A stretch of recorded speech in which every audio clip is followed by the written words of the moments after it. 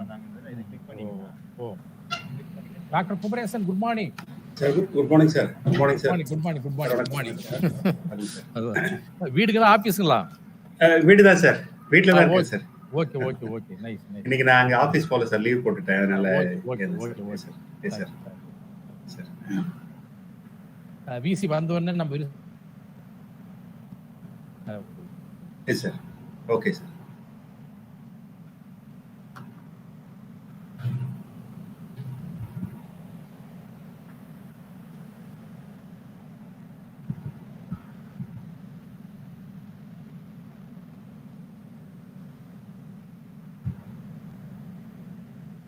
MSP, good morning. Sir, very good morning. How are you, sir? Fine. எங்க நீங்க? All are fine, sir. All are fine. சரி மகிழ்ச்சி sir. சந்தோஷம். ரொம்ப நாள் ஆச்சு பார்த்து. ஆமா. நீங்க எங்க ஆபீஸ்ல இருக்கீங்களா? ஆபீஸ் தான் sir. Very good.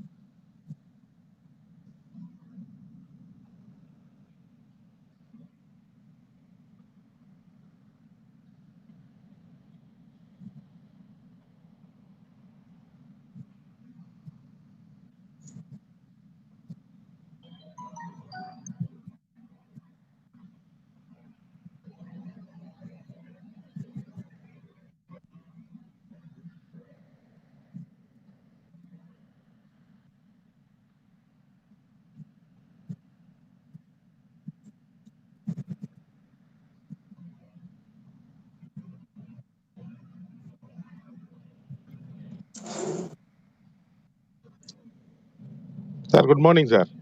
Good morning, all. Good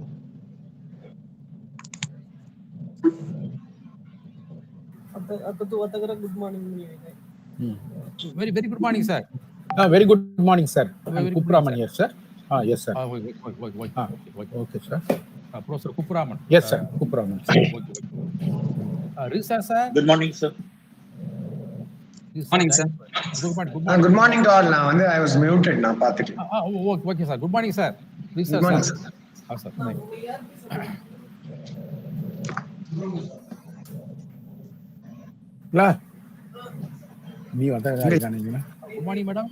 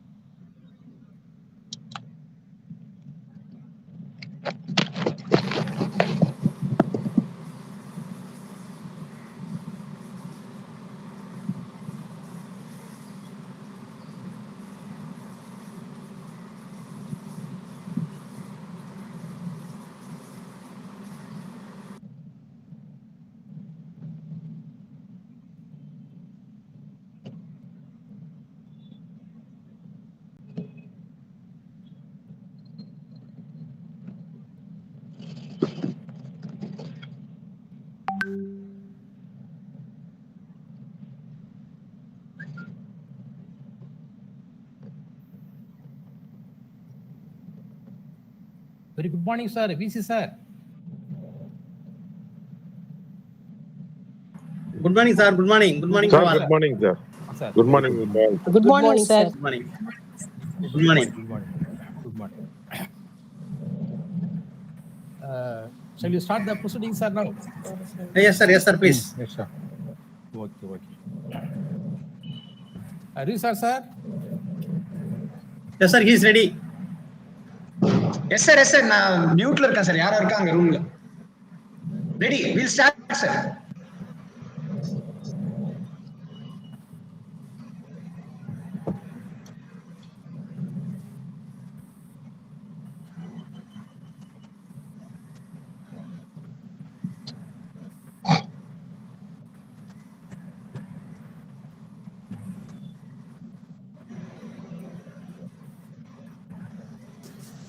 Can I start, sir?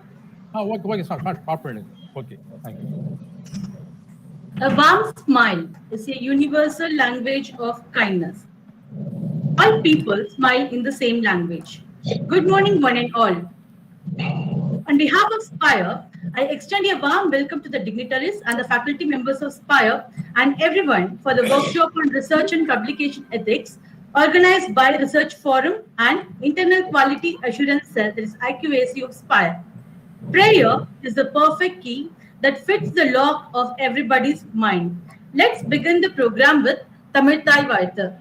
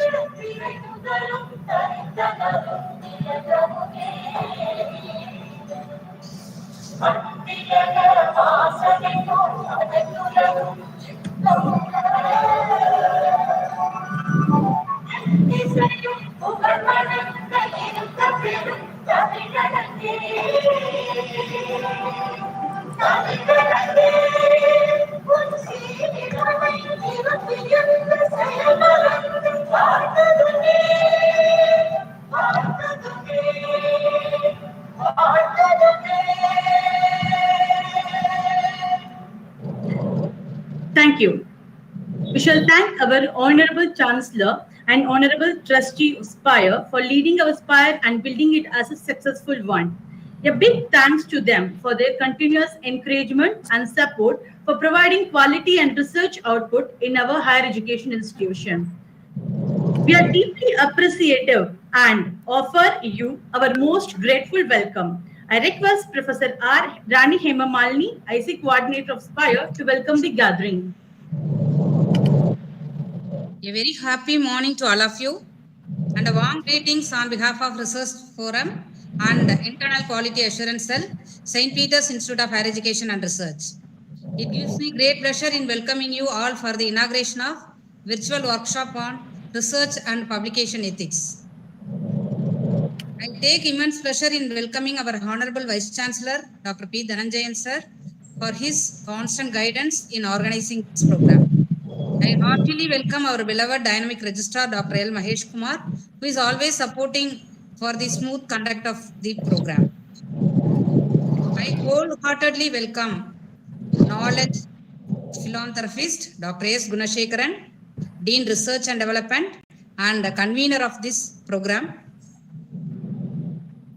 I wholeheartedly welcome respected invited speaker, Professor M. Selvapandiyan, Department of Physics, Periyar University, PG Extension Center, Dharmaburi. He is going to deliver the topic philosophy and publication of ethics. Sir, welcome, sir. I wholeheartedly welcome the respected invited speaker, Professor S. Kumaresan, Department of Physics, Aringaranna Government Arts College, Sayyar. He is going to deliver lecture on publishing resources and misconducts, online sources, falsification, and other editorial misadventures. My special welcome to our beloved Dean Engineering and Technology Madam, Professor J.M. Madana.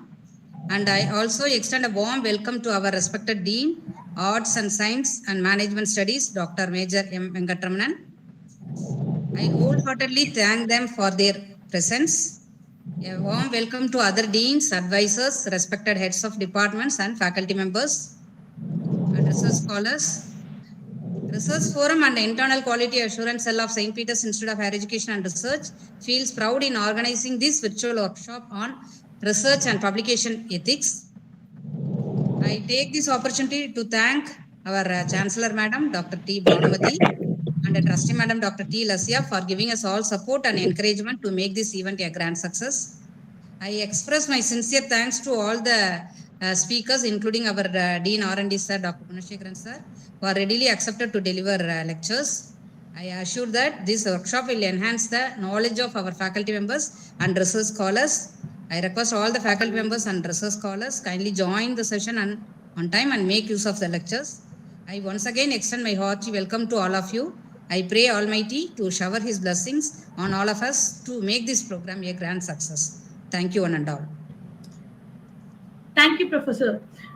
Thank you for the welcome address. Publication is a marathon, not a sprint. Publishing a paper is only the start. I request Professor S. Gunashekaran, Dean Research and Development of Spire, convener of the workshop and Vice Chairman of the Research Forum, to apostrophize the paramountcy of the workshop. Our Honorable Vice Chancellor, Professor P. Dhananjayan, our great Registrar, Professor L. Mahesh Kumar, my good friend, Dean of Arts and Science, Major Professor M. Venkatramanan, respected Dean of Engineering and Technology, Professor J.M. Madana, distinguished invited speakers, keynote speakers, Professor M. Selvapandiyan from Periyar University, distinguished Another keynote speaker, my beloved student, Professor S. Kumaresan. Coordinator of our IQAC of our institute, Professor R. Rani Hema Malini. Member of Research Forum, Professor D. Chandramohan. Coordinator of our IQAC, Professor Dr. R. Lata. Respected heads of the departments, learned members of our institute, SPIRE, dear research scholars, ladies and gentlemen, good morning and welcome to one and all. I deem it a great pleasure to have involved myself as one among you with this workshop. That is a virtual workshop on research and publication ethics, organized by the Research Forum and IQAC of our institute, the great St. Peter's Institute of Higher Education Research. It is my pleasant privilege and proud duty to extend a cordial welcome. I too join with Professor R. Rani Hema Malini to extend a cordial welcome on behalf of our Honorable Vice Chancellor, on behalf of our great registrar, on behalf of SPIRE and my own self. I extend a cordial welcome to one and all who have responded to our invitation to this workshop. As you know, the University Grand Commission in its 543rd meeting held on 9/8/2019, nearly 2 years before first wave of corona, approved a 2-credit course for awareness about publication ethics and publication misconducts, entitled Research and Publication Ethics. This is the title of the course approved by the University Grand Commission, which is to be made compulsory for all PhD scholars for pre-registration coursework. In view of the above, with the approval of our Board of Management, the said course has been made compulsory as course 2 for our PhD program for all PhD scholars for pre-registration coursework from the academic year 2020-2021. The syllabic content of the course was designed by UGC Grand Commission, which was circulated already to both faculty and PhD scholars.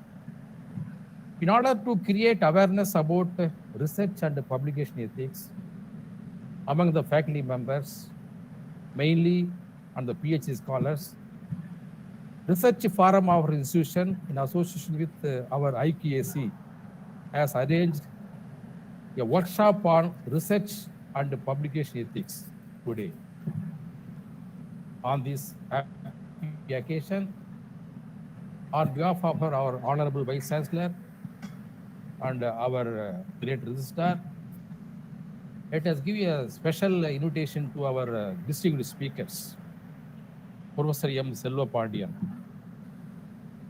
He is a founder, HOD of Physics of Periyar University of Dharmaburi Extension Center. He is my good friend. He is committed teacher, active researcher, and able administrator. He is going to deliver a talk on philosophy and publication ethics. Another distinguished speaker, Professor S. Kumaresan. In Tiruvallur University chapter, because Arijananna Government Arts College comes under Tiruvallur University, affiliation to Tiruvallur University. In Tiruvallur University chapter, the people call him as affectionately Putti SG, Putti Gunasegaram. He is an avid researcher, committed teacher, and he is also very good organizer. He is going to deliver a talk on publishing resources and misconduct, online sources, falsification, and other editorial misadventures. I am sure that the research scholars and faculty members of our institute will be immensely benefited with the deliberation discussion of on this title. I am going to deliver one talk on databases and research metrics, the citation databases and research metrics. So to cover the entire syllabus of course 2 designed by UGC, all the three speakers are going to highlight some of the important aspects on these three titles. I am sure that the deliberations and discussions of this workshop will be useful to the PhD scholars as well as the faculty members to enhance their professional development. So with these few words, I congratulate all the participants to make use of this one-day workshop for your professional development in your higher education institution. Wish you all good success. Thank you very much. Thank you, sir, for explaining the importance of the workshop. Thank you again. The best kind of research is not necessarily an object, a space, or a structure, but it's a process that is dynamic and adaptable. I invite our respected registrar, Professor L. Mahesh Kumar of SPIRE, and request him to deliver the presidential address. Very, very happy morning to all of you. It gives me great pleasure to be associated with all of you on the occasion of the inaugural function. IQAC and Research Forum have been conducting a lot of programs in our institute. Ever since we incepted the concept of Research Forum a few years ago, we have been asking eminent luminaries to talk about the various aspects of research for our young research scholars, which will definitely be a motivating factor for them to come out in flying colors. As an institute, we have been concentrating a lot on research activities, promotion of publications, patents. So much work is being done. We had two luminaries heading us, our departments of research and development, Professor Gunashekaran sir in the field of publications, Dr. D.S. Ramchandramurthy, who is unfortunately not with us now, but who helped a lot in the aspects of innovation, incubation. These are primarily essential characteristics for any institute, particularly universities, deemed universities. We need to give emphasis. And that's one of the primary reasons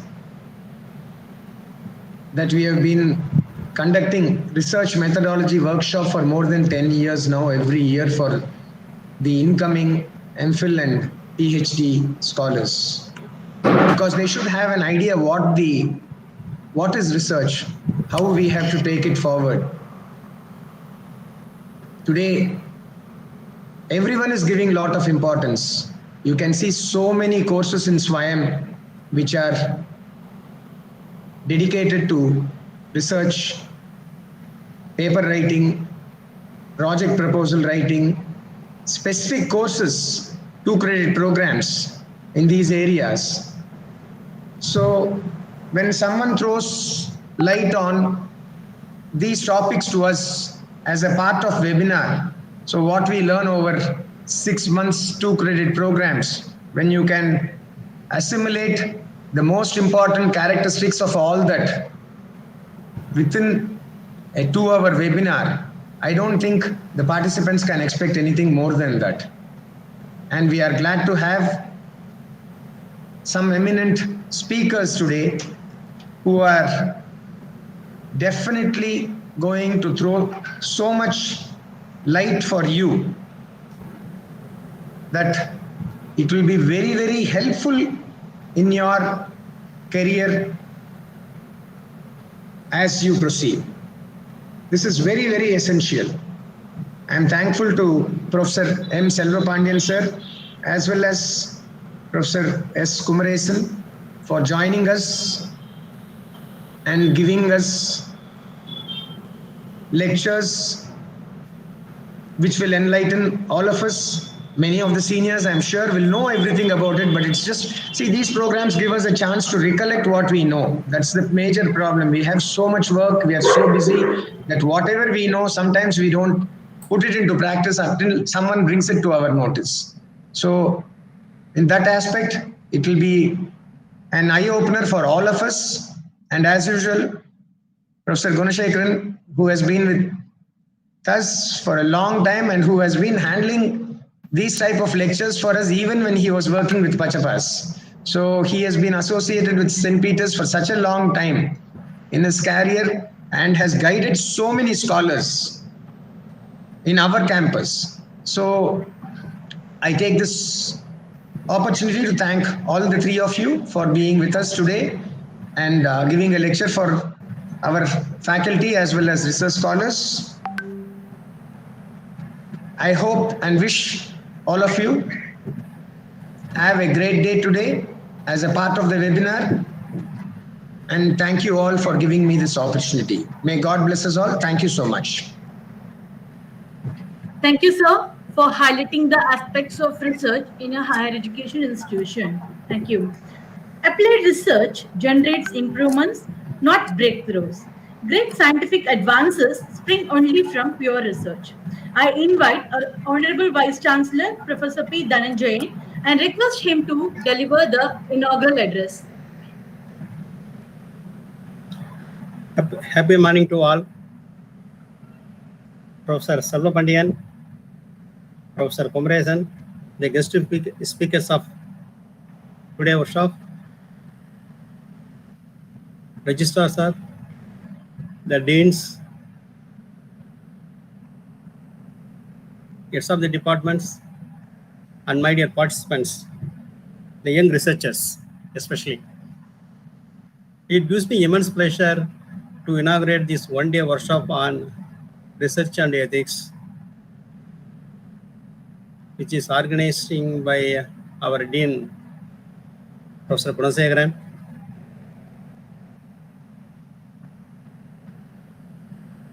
Actually, his contribution is highly appreciated in St. Peter's University.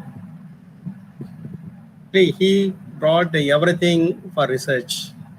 He framed the rules and regulations, and whenever UGC changes in research process, immediately he brought it to implementation in our Spiker.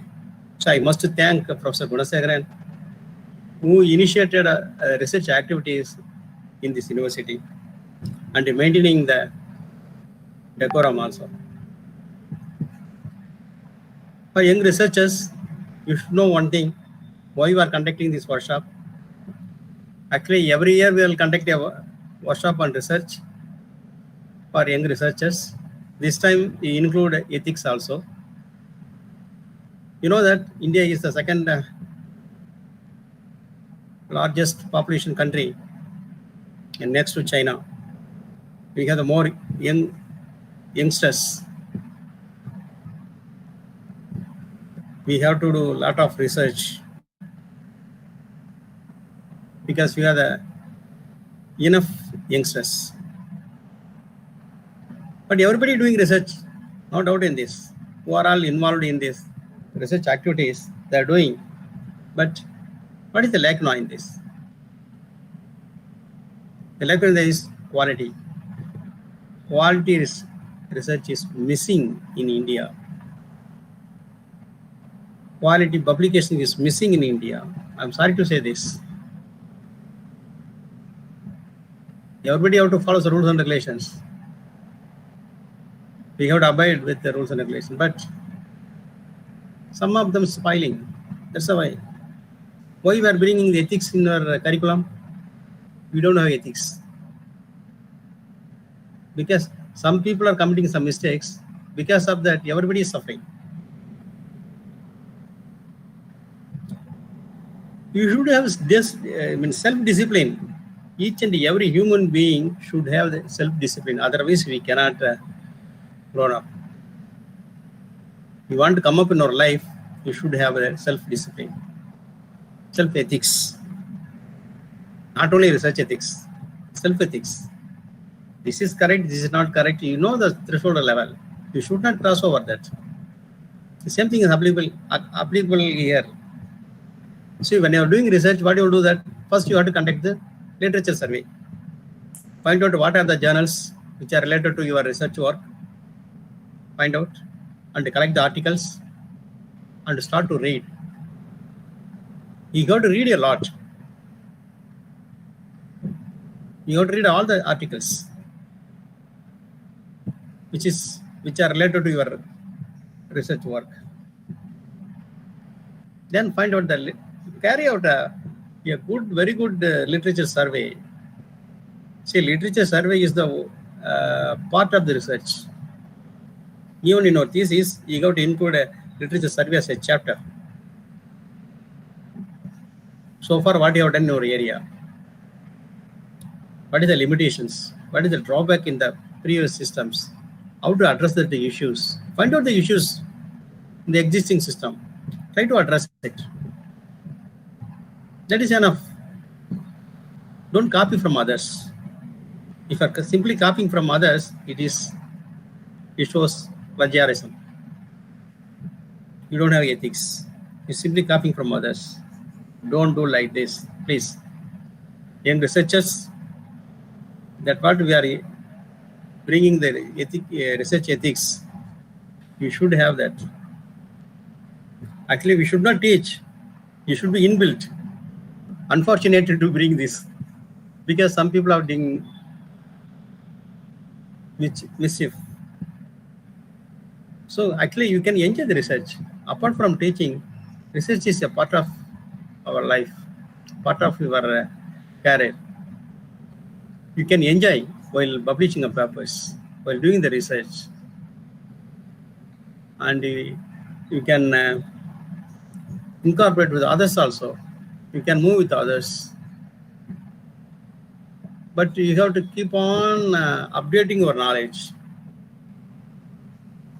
What is going on in the society? What is going on in your research area? Easily can, you know that by reading the current journals or magazines. So to update your knowledge, do something for the society. Normally publishing a paper is not a big thing, but when I convert into commercial product or maybe the patent, it is a very good thing. So in India, what you are doing? Why you are doing the research? Sir, I am already joined as an assistant professor. I want to become associate. So then you need a doctorate. So that's why I'm doing research. Or otherwise, I can get 2 increments or 3 increments. Don't do about this. We need a financial support. I'm not denying that. You need that. Apart from that, you should have that inclination to do research. You should not stop with your PhD alone. After the PhD, oh, my research is over. I got the degree, the doctor of philosophy. It is enough. Don't say like this, or don't think like this. It is just started. It is entry level. After getting the degree, you do more research in your area or related to your area. You call all your subordinates or your scholars, students to do research. So definitely you can do better. So actually, Professor Selvapandian and Professor Kubrasan, definitely they will teach you what is research and what is the research ethics. Even our own dean is the Paka man. I moved with him for last two years. I learned a lot from him. He's, what do you call a principal man. He's a self-disciplined man. He will not compromise anything with the research. I don't think so. Actually, we speed up our research process. We are not delaying nowadays. Immediately, once you submitted your thesis, within 2 to 3, 4 months, we'll get the report, and we'll ask them to conduct the YOOC immediately. So there won't be any delay in this. So that credit goes to our Dean, Professor Gunasekaran. So with these few words, I thank the organizers who given me a chance to talk in front of you. And young researchers, I once again request you, do a good research. It may be delayed or maybe prolonged. Don't worry about it. One day you'll get the results. Sir, I expected some results. I am not getting this. Whatever you got the results, why you got the results? How did you get this? Why you got like this? You find out the reason. That itself is research. So how, why, what? It's more than sufficient. You can become.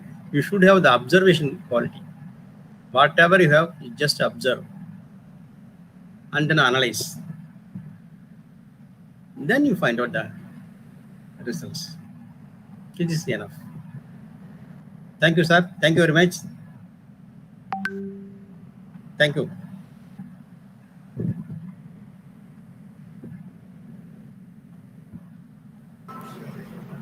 Thank you, sir, for insisting the quality of publication and ethics to be followed while publishing in your journal.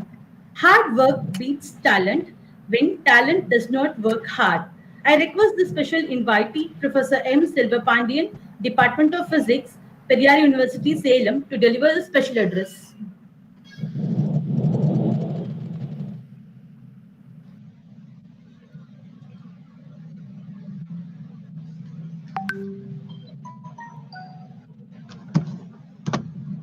அன்றோ எந்த நாவியும் உடலும் உடைமை எல்லாம் குன்றே என்னை ஆட்கொண்ட போதே கொண்டிலையும் இன்று ஓர் இடையூறு எனக்கு உண்டு எந்தோல் முக்கன் எம்மானே நன்றே செய்வாய் பிழை செய்வாய் நானோ இதற்கு நாயகம். இறைவனை வணங்கி Honorable Vice Chancellor of St. Peter's University, Professor P. Tanajayan sir, most respected Registrar of St. Peter's University, Professor L. Magesh Kumar sir, former Registrar of Periyar University, Founder President ISPA, eminent Professor, most respected Dean R&D, Professor S. Gunasekaran sir, most respected Dean Arts, Professor M. Venkatraman sir, most respected Dean Engineering and Technology, Professor J. M. Madina madam, respected coordinator IQAC or Rani Emma Malini madam, respected member Research Forum Professor T. Chandramohan, respected Professor Kumaresan, dear faculty members, research scholars and students. So very good morning to one and all present here this virtual program.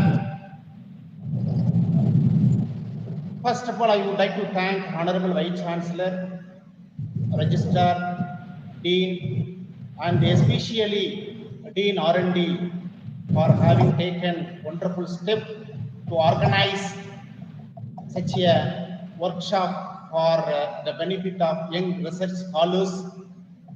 We really appreciate you all. So after taking the charge as Dean Research and Development, Professor Dr. S. Gunasekaran sir has been organizing many programs such as international conferences, national conferences, workshops for PG and MPhil students and also PhD scholars and many research meetings. So in this queue, today Professor Dr. S. Gunasekaran is organizing such a wonderful workshop on research and publication ethics. On behalf of the scientific community, I really appreciate and thank Professor Dr. S. Gunasekaran for his tireless effort to organize this workshop for the development of the young research scholar. And also the students. I really appreciate convener, member IQAC, co-convener of the research forum for coining a wonderful that is title of the workshop, that is the research and publication ethics. Today, it is needed topic to all young researchers. Why am I say this? Nowadays, many researchers have been publishing their research work in various reputed scientific journals and conferences proceedings without knowing the rules of publication and ethics and etc. But some people not know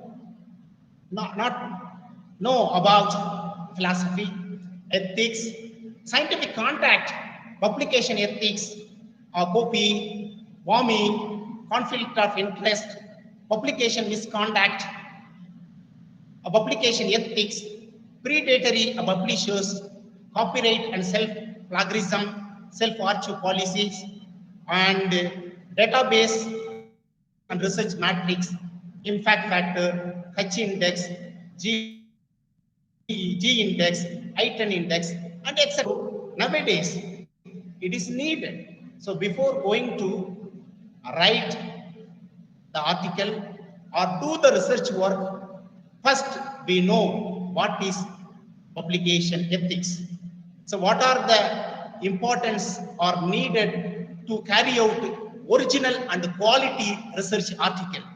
Okay, so that is very, very important to find the new things and solve some unsolved problem and solve some socio-economical problem. So from this, I request all the research scholars first know the publication ethics and start your original research work, collect the data, analysis it, and find new things for the development of the nation. And also, I am going to insist and also tell one story. I think all of you know about Galileo, the famous research scientist. In 16th century, Galileo said one thing: in solar system, the Earth is revolving around the sun, but some group of people said, no, Earth is fixed one, and the sun only revolving the Earth, said the group of peoples in Vatican City, Italy.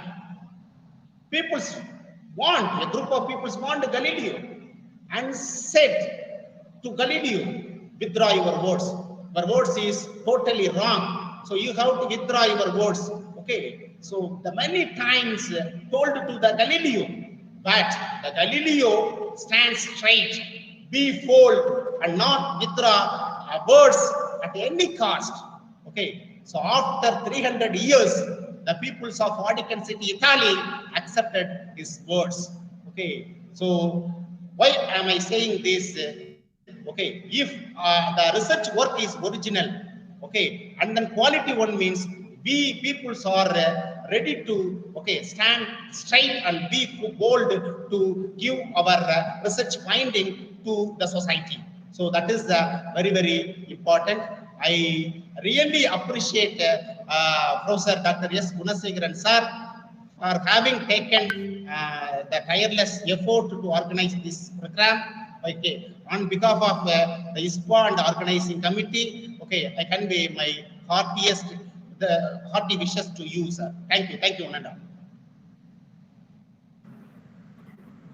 Thank you, sir, for appreciating the timely workshop for the scholars and the misconducts researchers do while publishing a paper and a beautiful story of Galileo to understand the truth that there should be a proper research finding. Thank you again. The ultimate goal of research is not objectivity, but truth. I request the special invitee, Professor S. Kumaresan, Aringar Anna Government Arts College, Cheya, to deliver the special address. It's a very good morning to one and all present here. So I'm very happy to be the part of this virtual workshop on research and publication ethics. And it was organized by the Research Forum and IQAC. And I must thank to my academic dad, the convener of this workshop, Professor Dr. S. Kumishegan, and the coordinators who have taken an immense work in carrying out this virtual workshop.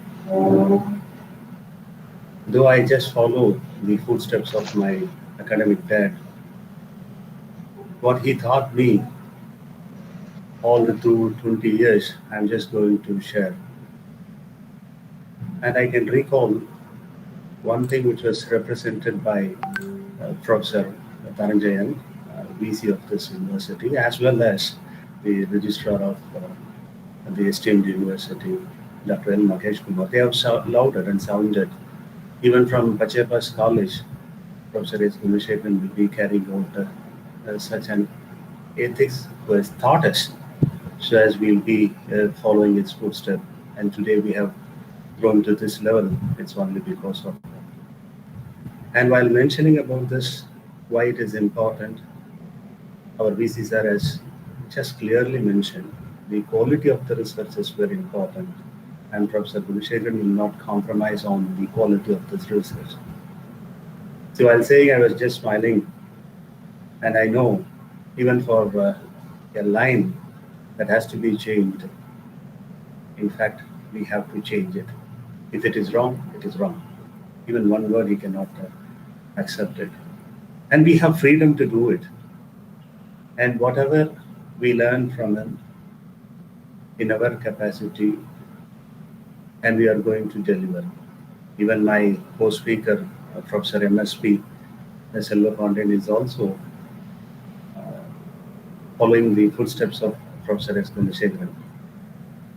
And I hope that we will give you the importance of the research and methodology, as well as I'm going to discuss something on the publication misconducts, what to do and what not to do.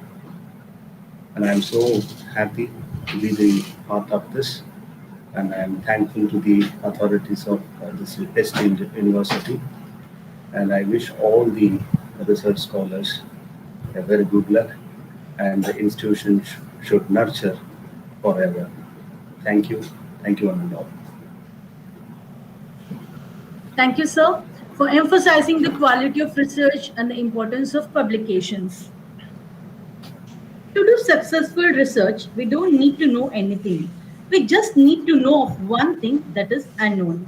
I request our Dean, Art, Science and Management Studies, Major Professor M. Venkatramanan of SPIRE, to deliver the felicitation address.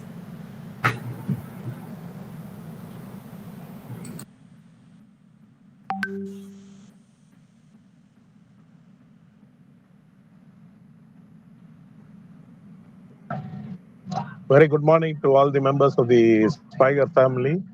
It's a great pleasure to be with all of you, the learned giants in the economic field today for the virtual workshop conducted by our Dean, Dr.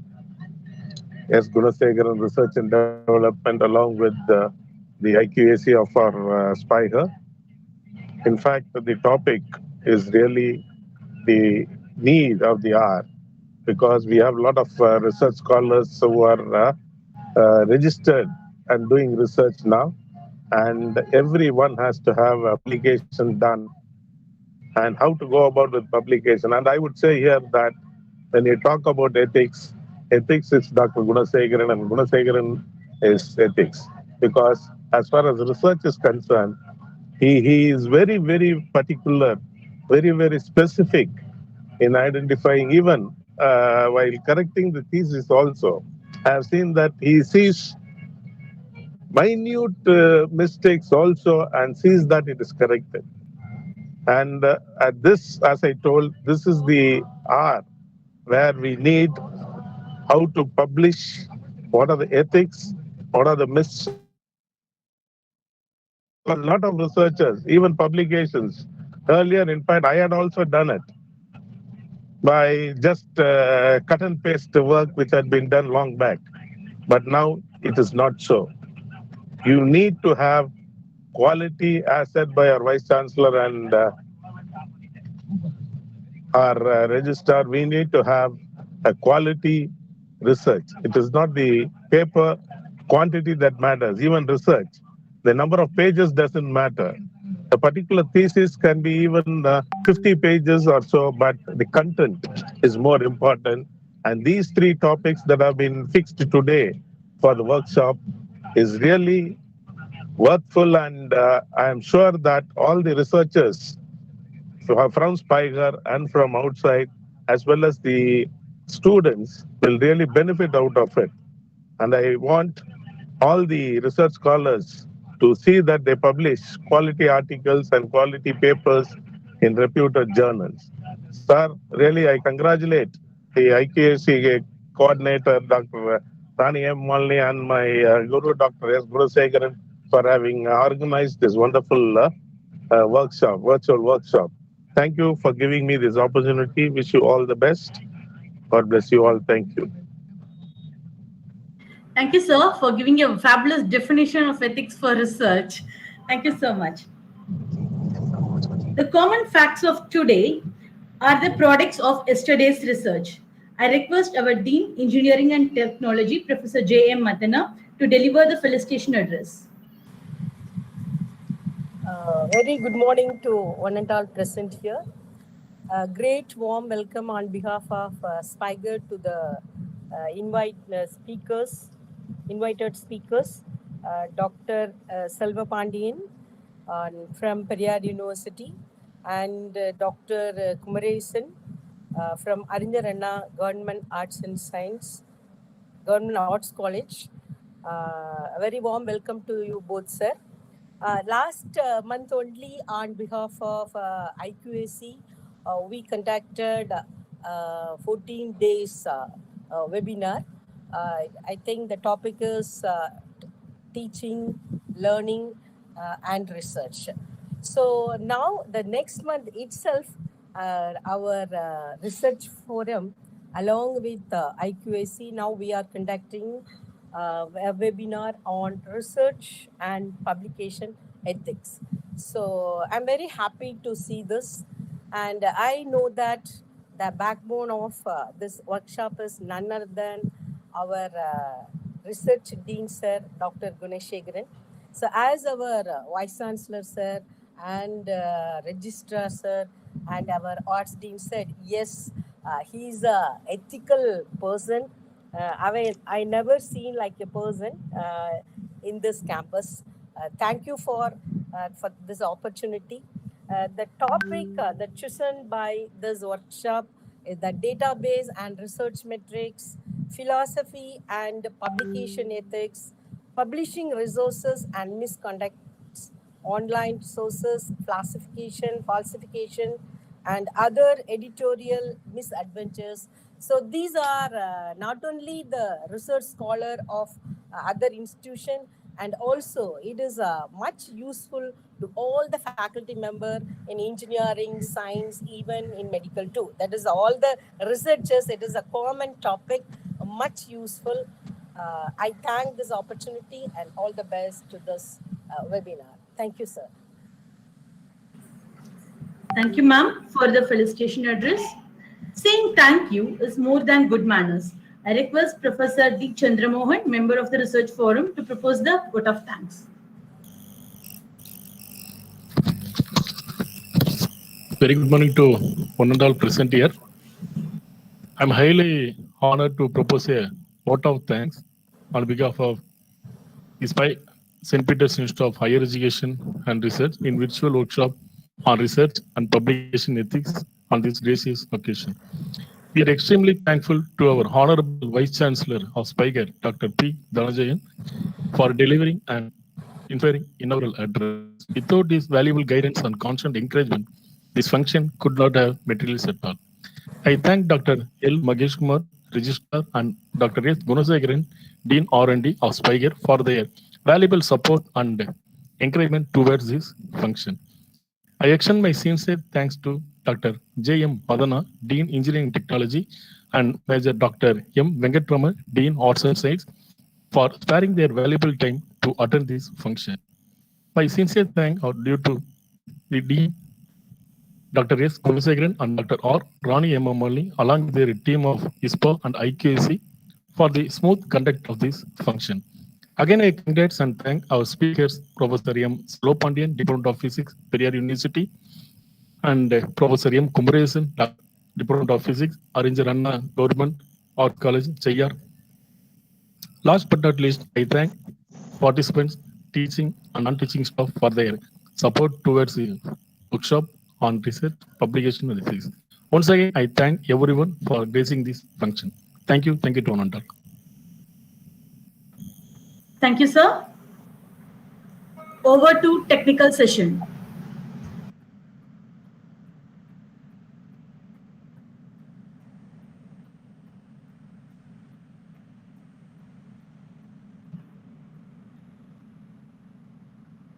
Professor S. Gunasekaran, Doctor of Science, Inspector of Physicist, TANSA Awardee, Dean Research and Development of St. Peter's Institute of Higher Education and Research, Chennai, has the credit of founding an association called Indian Spectrophysics Association with the acronym ISPA. Dr. Gunasekaran has successfully guided 78 candidates in the field of material science, medical physics, environmental science, and molecular dynamics, and has to his credit more than 430 papers in reputed journals, and has H-index 37, I-10 index is 147 with 5,950 citations. He is bestowed with 26 different awards from different prestigious organizations that include the most prestigious Tamil Nadu Scientist Award in the field of physical sciences from the government of Tamil Nadu in the year 2013. I request our leader of excellence, Vice Chairman of the Research Forum, Dean Research and Development, Professor S. Gunasekaran, to deliver the technical session on databases and research metrics.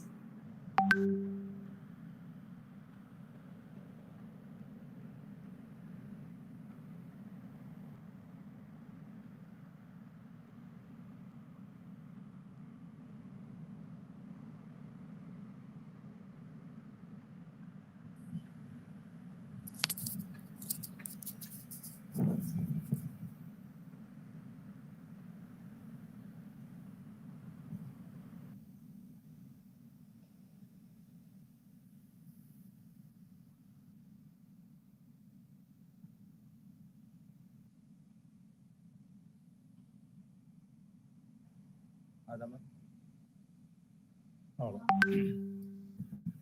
Word. Yeah, you're correct.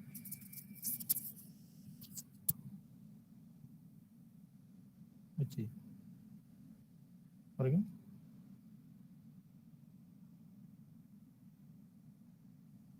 இது போடுங்க. எங்க?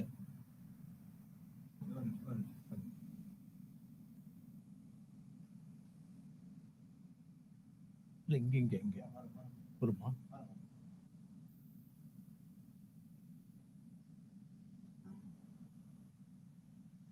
இல்ல எல்லாம் இது பண்ணுங்க. இது இங்க. Okay.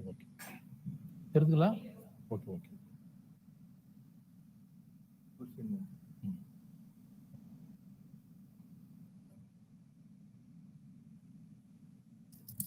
Audible? Sir, kindly do the enable editing, yes, sir. Enable, yeah. On the top. And then F5. Okay, ma'am. Okay.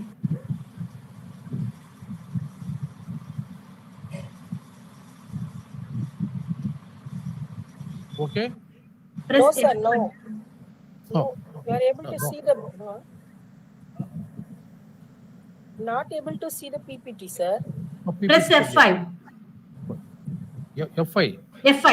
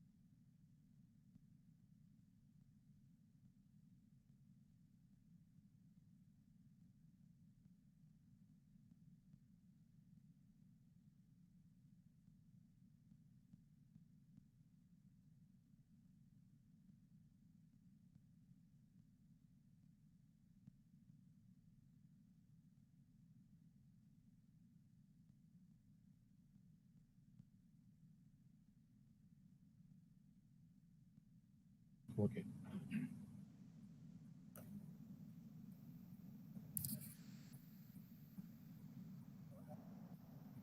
Dear participants,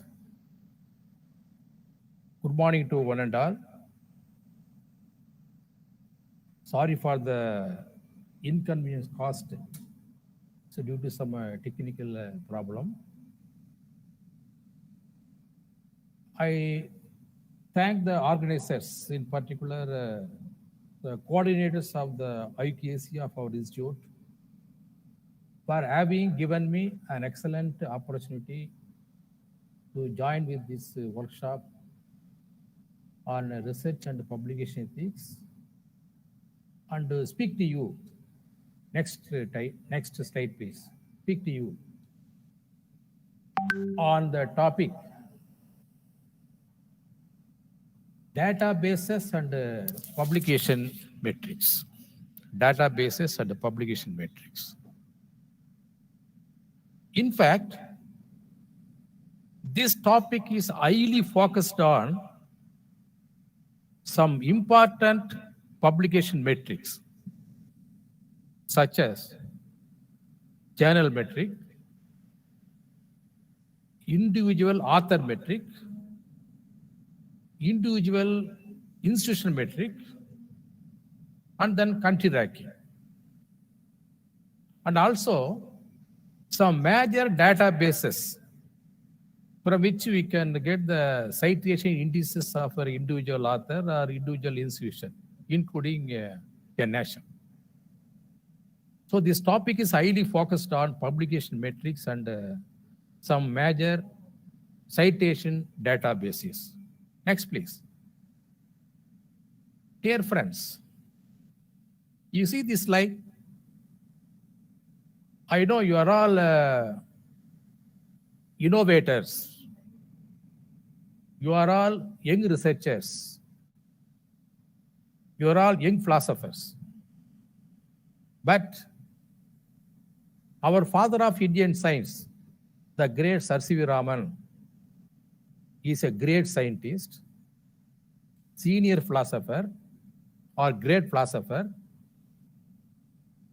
and avid researcher. He is the first scientist awarded Nobel Prize in Science from Asian country. The landmark in the history of Tamil Nadu is the birthplace of Sir C.V. Raman. To create awareness among the scholars, including faculty members, we are conducting this workshop to create awareness on research and publication ethics. We are conducting this one-day workshop with the eminent speakers. But our great scientist, Sir C.V. Raman, next please, with his own self-motivation, central motivation, with his brain management, with his time management, with his human resource management, he has made quite stir in the field of research. ஒரு புரட்சியே பண்ணியிருக்காரதா சொல்ல முடியும். When he was pursuing his post-graduation at Presidency College, you should know his inclination toward research, how to provide the quality research articles.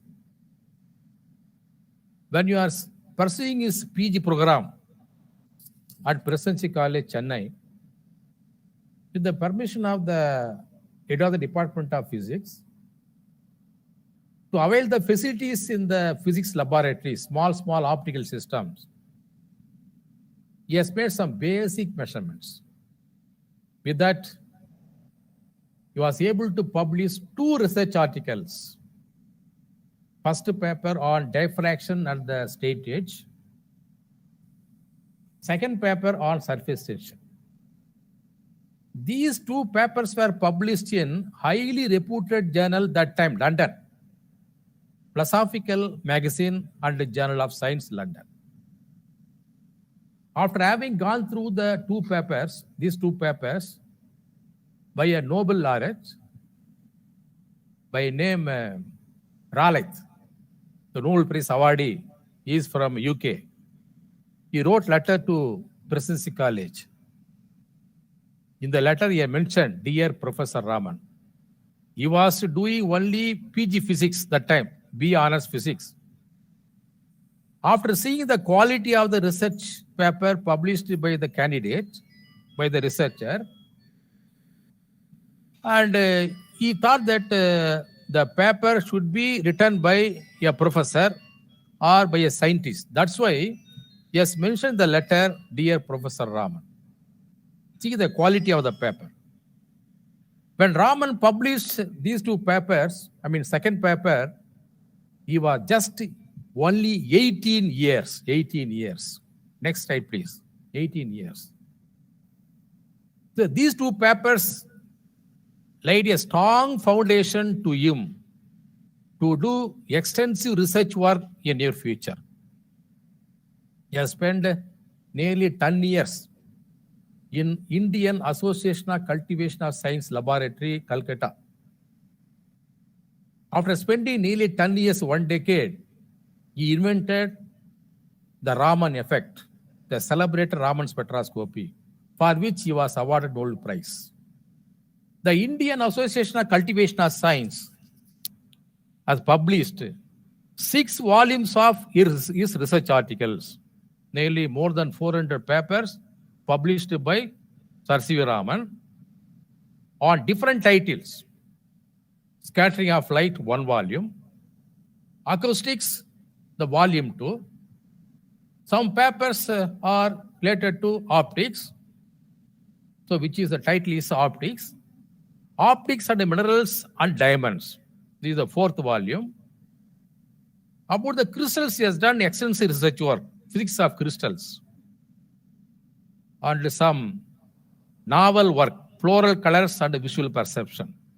So these are all the 6 volumes published by our father of Indian science, the great Sir C.V. Raman. So with this research effort. Why I'm telling all these things? So you should follow the footprints of Sir C.V. Raman. How to provide the quality research articles. There are more than 400 research articles published by Sir C.V. Raman.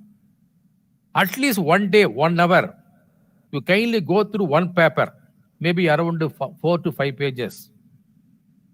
You can learn how to write research articles with good English, with quality of language, quality of research work. So following the footprints of Sir C.V. Raman, my humble request to the audience to use your brain management like Sir C.V. Raman. Use your time management.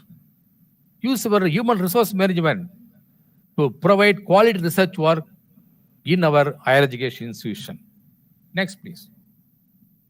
Dear friends, this is the title of the book published by our former Vice Chancellor, the great, that is Anna University, V.C. Konandaswamy. He is no more now. What are the measurement criteria for judging the standard of an higher education institution? Yes, explain. I have given briefly. Quality of education, 20%. That is, alumni of an institution winning awards and medals, 20%. Research output is 40%. Articles published in reputed journal with high impact factor, 20%. Citation index, 20%. Because we are going to see the citation databases in this talk. Third criterion is size of the institution, 40%. Staff of an institution winning awards and medals, 20%. Highly cited researchers, 20%. So awards and medals, I think due to the quality research article published by the faculty members. So these are all the 3 measurement criteria for judging the standard of an higher education institution. So you have to follow all these 3 criteria. Next slide, please. Therefore, we have to provide quality research articles, quality research work with your research output. This is the duty of the faculty members and bound duty of the research scholars. Quantity is not important. This is very, very important. Quality is very important. Quantity is not important, but quality is very, very important. I used to quote this one more frequently in all occasions during conferences. A thesis submitted by a scholar in Indian University was sent for evaluation to America just over 10 years before. The learned examiner, after having gone through the thesis, he has given the comment like this. He has sent the reports to the university. The report is like this. Thesis is good and original, but I am very sorry to reject it because the good part of the thesis is not original and the original part is not good. So this is a very, very important thing. Next, please. So your work undertaken by you, the research work undertaken by you should be good and original. So these are three annotations coined by me. That is concept development for inspiring innovations to bind science and society. This is the first annotation. Cognitive framework to edify a sustainable research culture. This is the second annotation. Third one is cultivation of research excellence to enhance innovations and professional development. These are all the three annotations coined by me under the banner of Indian Spectrophysics Association for professional development of our faculty members, for the research inclination of our PhD scholar.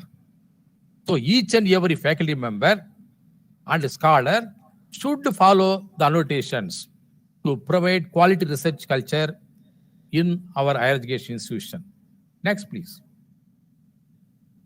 With this, and we have to provide quality research articles. This is a main theme of the present talk. What are the publication metrics? There are 4 publication metrics. First one is journal metric. Journal metric. Under journal metrics, there are 5 factors, 5 journal metrics. Impact factor, number 1. Impact factor. Site score, second metric. Site score. I mean citation scores. Impact per publication. Impact per publication. Third one. Fourth metric, SNIP, SNP. Source normalized impact per paper. And last one is SCIMACO journal ranking. So these are all the 4 metrics to be followed by each and every faculty members and PhD scholars, that is research scholar, and for publication of your research articles. Impact factor, site score, impact per publication, source normalized impact per paper, SCIMACO journal ranking. These are the 4 metrics so related to journal metrics. Second metric is called the author metric. That is the individual author metric. That is H index. I know you are all more familiar with H index and I-10 index. But new 2 indices I think I am going to introduce in this talk. Along with H index, I-10 index, G index and the M index. 2 important index, G index and the M index.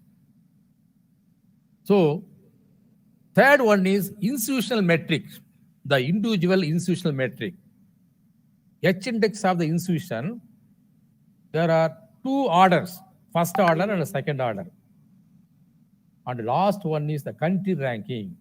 What is the H index of the nation? What is H index of our nation, Indian nation? Next, please. So these are the 4 metrics to be noted by each and every researcher to provide quality research work in our higher education institution. Let us go one by one.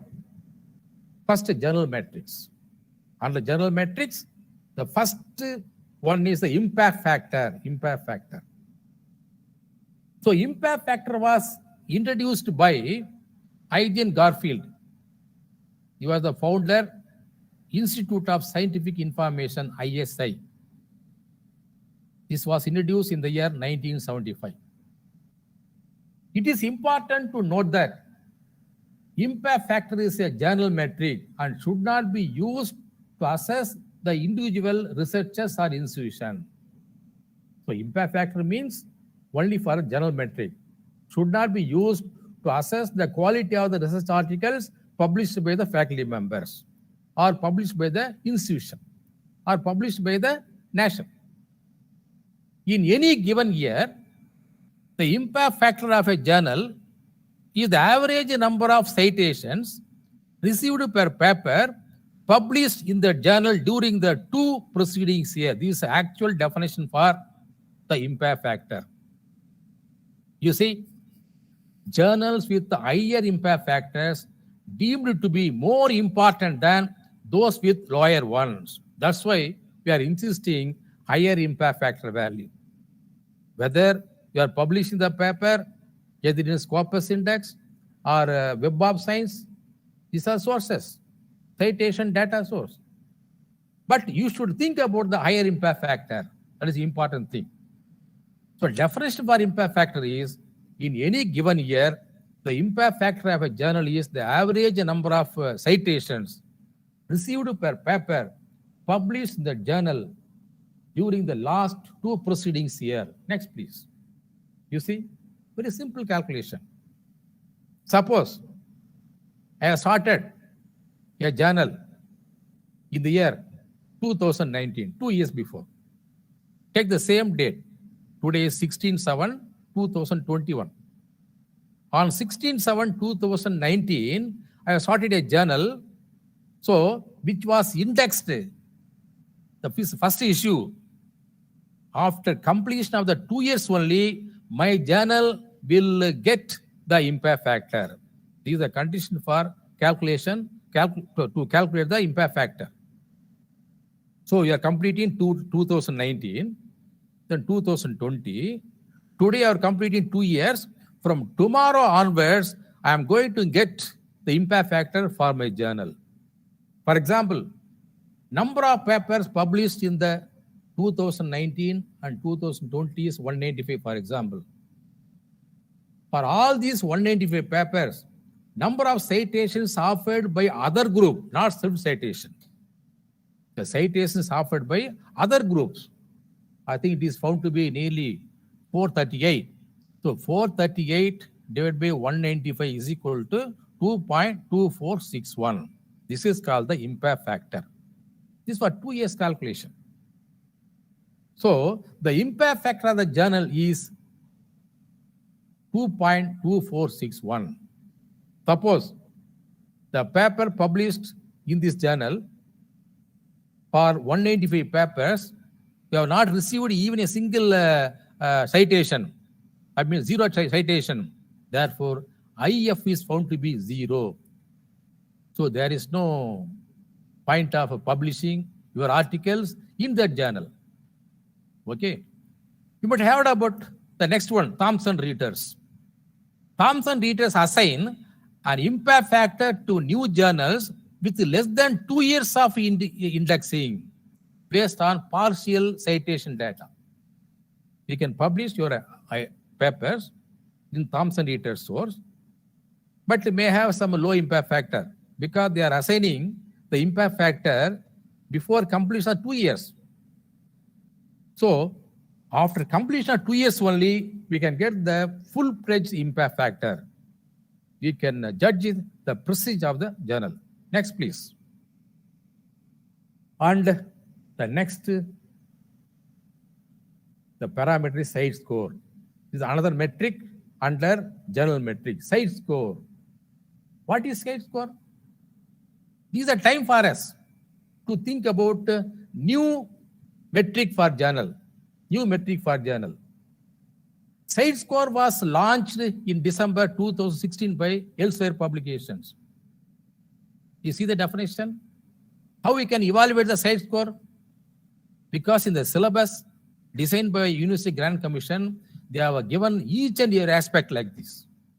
In any given year, the site score for a journal is the number of citations received in that year and the previous 3 years for documents published in the journal during that period, 4 years totally. What are the citations? Number of citations offered by other group for the 4 years, including current year, which is divided by the total number of published documents in the journal during the same 4-year period. You see the formula? Site score in the year 2021. So current year 2021, how many citations at 21?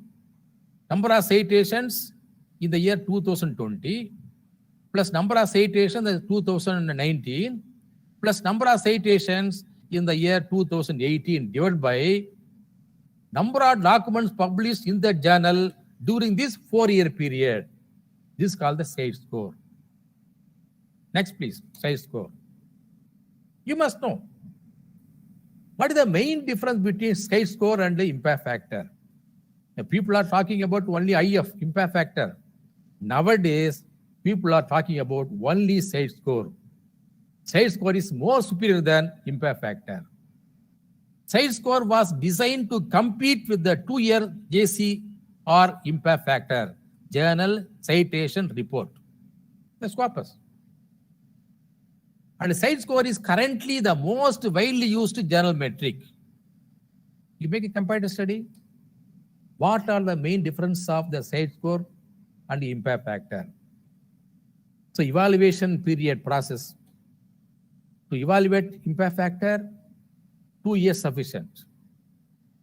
The period is 2 years, but site score 4 years. More stability is there. What are databases? Web of Science, impact factor, the published by Clarivate Analytics. And the source is Scopus, published by Elsevier Publication. Number of titles indexed. So in this is 11,000, but site score double the value, 22,000. Only subscriber can access this website, but anyone can access for site score. This is advantage of using site score. Only articles and review work could be published in IF, for evaluation items, but all publications can be done so under site score.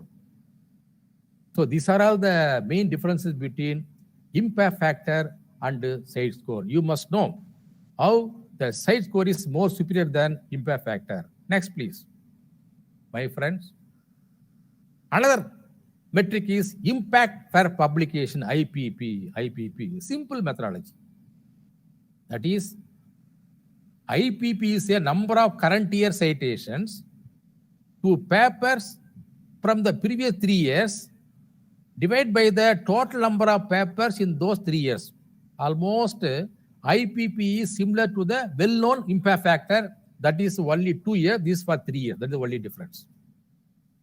Impact factor is calculated for 2 years citations, average citation per document. But in the case of IPP, impact per publication is meant for 3 years. That is the only difference. Next, please. And similarly, source normalized impact per factor, SNP.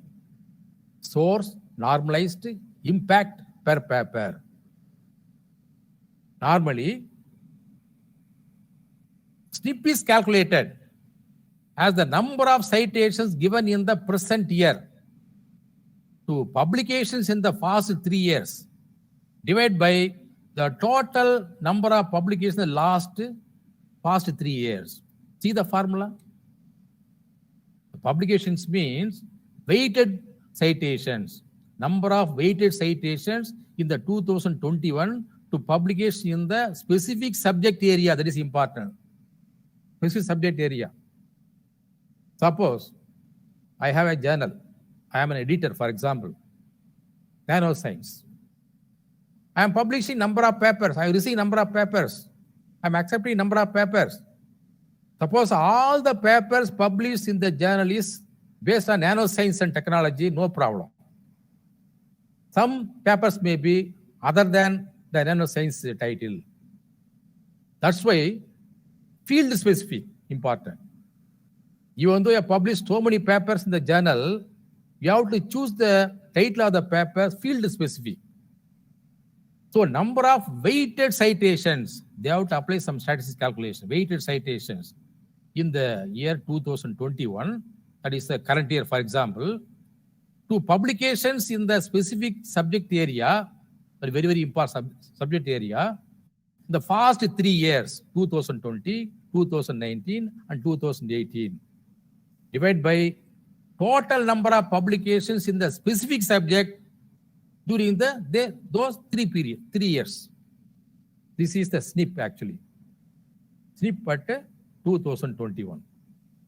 So this is a very important metric related to journal. Next, please. Similarly, SCIMACO journal rank. SCIMACO journal ranking. Actually, SCIMACO journal ranking is a numeric value indicating the average number of weighted citations received during a selected year per document published in the journal during the 3 previous years. So, SGR scores are available from the 2 databases, SCIMACO journal rank and Scopus. This is another important thing. SGR is numeric value indicating the average number of weighted citations. This is important, weighted citation for 3 years. Next, please. So these are all the journal metric to be noted by a researcher. You see the table here, SCIMACO journal ranking. They are evaluating the impact factor of the journal, then site score, in particular, source normalized impact per paper, impact per publication, and based on which they made a tabular column here. Based on the H-index of the journal, how you are evaluating H-index of the author, same formula, same methodology we have to adopt to get the H-index of the journal. Number of papers published by the journal only for 2 years, based on the citations offered by other group on each and every paper, total number of citations offered by other group on the journal, total papers, and the papers are ranked, journals are ranked. Similarly, based on ranking of a SCIMACO journal ranking, the journals are ranked here.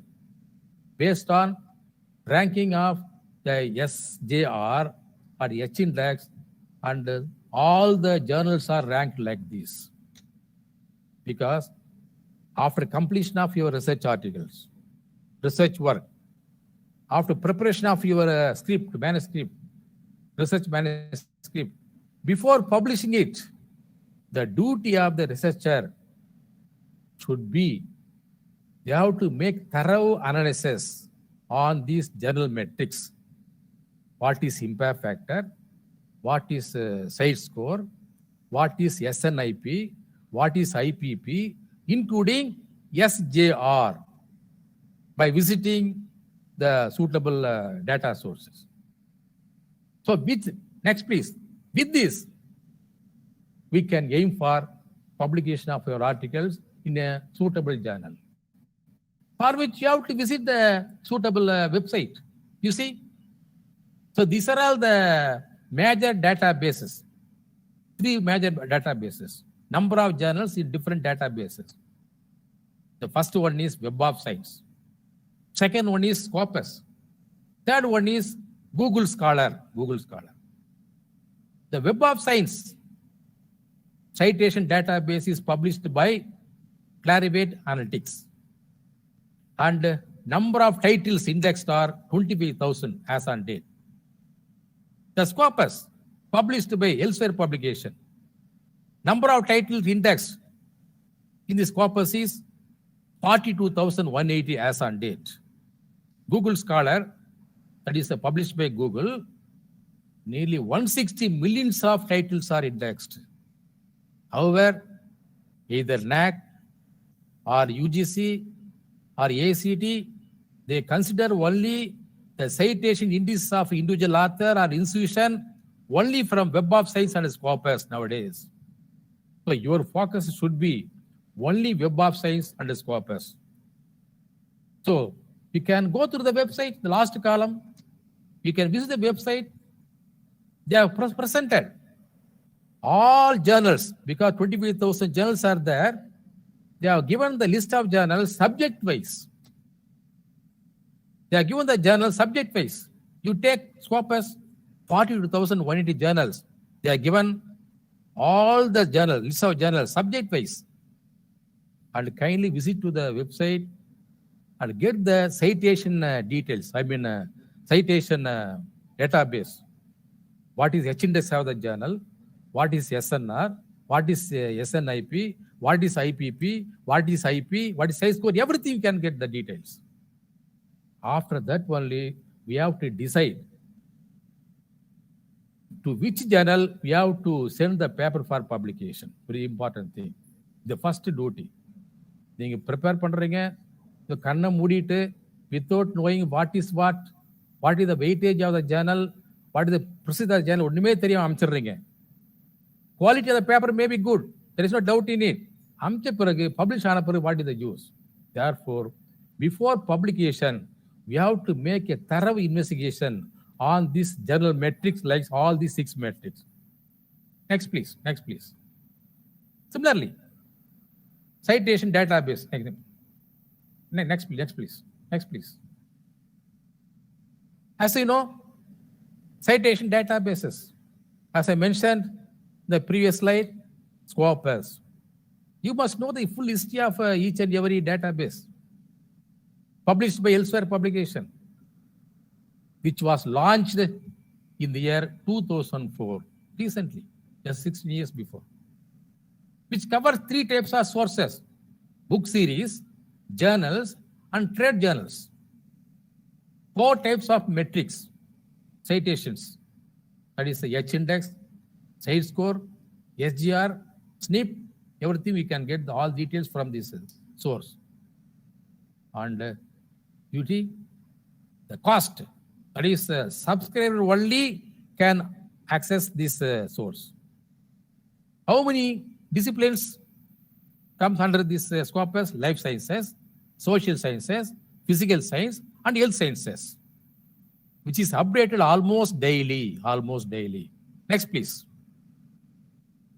And next, Web of Science, which is published by Clarivate Analytics, which was launched in the year 1997, long before. Previously, it was termed as Web of Knowledge. Presently, it is named as Web of Science. Originally published by Institute for Scientific Information, ISI, and is currently now maintained by Clarivate Analytics, and which covers full text articles, review work, editorials, then abstracts, proceedings, journals, and book based proceedings, technical papers. And subscriber can access this source. Science, social science, arts, humanities, I think they come under this discipline. And updated almost daily is Web of Science. Next, please. Another database is the Google Scholar, launched in year 2004. Free access, anybody can access at any time. Disciplines, science, social science, arts, humanities, everything. Nearly support 256 disciplines. So these are all the, next please. Now, just we have seen what are the journal metrics, how we can assess the source, everything. Now, second metric is called the individual author metric. And index to quantify an individual scientific research output. This is a paper published by J. Hirsch, Professor of Physics, California University in the year 2005. Next, please. Next, please. You only suggested this in H index. So it was introduced by 2005, the J. Hirsch in the year 2005. H index is an author level metric used to measure both the productivity and the citation impact of the publication of a scientist or scholar. How we can evaluate H index? Next, please. Very easy. You take one junior researcher. He has only 5 publications. Based on the number of citations, papers are ranked as 1, 2, 3, 4, 5. You see, H number of papers having citation equal to H or more than H. H number of papers having citation equal to H or more than H. So 4 number of papers having citation equal to 4 or more than 4. Therefore, H index of that junior research is 4. You come over to this data. This is a CD researcher. He has published number of papers. So 37 papers having citation equal to 37 or more than 37. Therefore, H index of that CD research is found to be 37. So in this way, we can make a calculation easily. Okay. So next slide, please. Next slide, please. Then the G index, very important thing. G index is proposed by Leo Egge in his paper Theory and Practice of the G index in the year 2006 only, 2006. It is an improvement to the H index. இதனால வரைக்கும் நம்ம பார்த்தது H index தான் கேட்டிருக்கோம். Individual author metric வந்து we know only H index, but here we are introducing another improved version of the metric, that is G index. It is an improvement to the H index. So G index gives more weightage to highly cited article. How we can calculate G index? Very simple methodology. Largest number n of highly cited articles for which the cumulative number of citations is at least n square. Very simple methodology. The largest number n of highly cited articles for which the cumulative number of citations is at least n square. For example, go to the next slide, please. But here, a researcher, avid researcher, is having a number of publications. Based on the number of citations, papers are ranked as 1, 2, 3 up to 64. He has published more than 200 or 300 papers. That is highly cited papers we have to choose. Highly cited papers are 64 papers. For each and every paper, you count the number of citations offered by other group, not self-citation. So based on the number of citations, papers are ranked as 1, 2, 3 up to 64. Then, what about citation, cumulative citation? So 1 by 1, we are adding up cumulative citation. And calculate the square of the rank. Paper rank number 1 means 1 square. Paper number 10 means 10 square. Paper number 20 means 20 square, this way. So, according to definition, the cumulative citations of the paper must be at least square of the rank of the paper. You see, 62nd paper, the square of the rank of the paper is 3,844, but cumulative citation is 3918. Therefore, G index is found to be 62. So 62 is greater value than the 37. A researcher is having H index of 32, but G index is 62. So more superior. Next, please. Next, please. Similarly, suppose you take two authors. Two authors are working in the same department of one institution, for example, author 1, author 2. They have 10 papers each. So based on the citations, papers are ranked as 1, 2, 3. 10 papers, author 1, and 10 paper, author 2 here. Apply calculations. According to H index of the individual author, H index of first author is found to be 6 because 6 papers having citation equal to 6 or more than 6. Similarly, author 2, 6 papers having citation equal to 6 or more than 6. Therefore, all the 2 authors having H index equal value, 6, 6. But as far as the number of citations is concerned, I mean cumulative citations concerned, author 1 scores 1 or 2, whereas author 2 is having only 63. H index பொறுத்த வரைக்கும் ரெண்டு பேரும் equate பண்றாங்க, ஈக்குவலா think பண்றோம். What about G index? According to G index, the cumulative citations of the top 10 papers is at least equal to n square of the rank. The 10th paper 10 square 100 வரணும், 100 பதிலா 102 வருது, இங்க வந்து வரல. Therefore, according to the data, author number 1 is having G index 10, whereas author number 2 having G index only 7. In this way, we can discriminate the 2 authors' contribution for their paper publication. In this way, G is useful. H பொறுத்த வரைக்கும் we can't differentiate. So, 2 authors' contribution can be discriminated by evaluating the G index like this. Next, please. Next, please.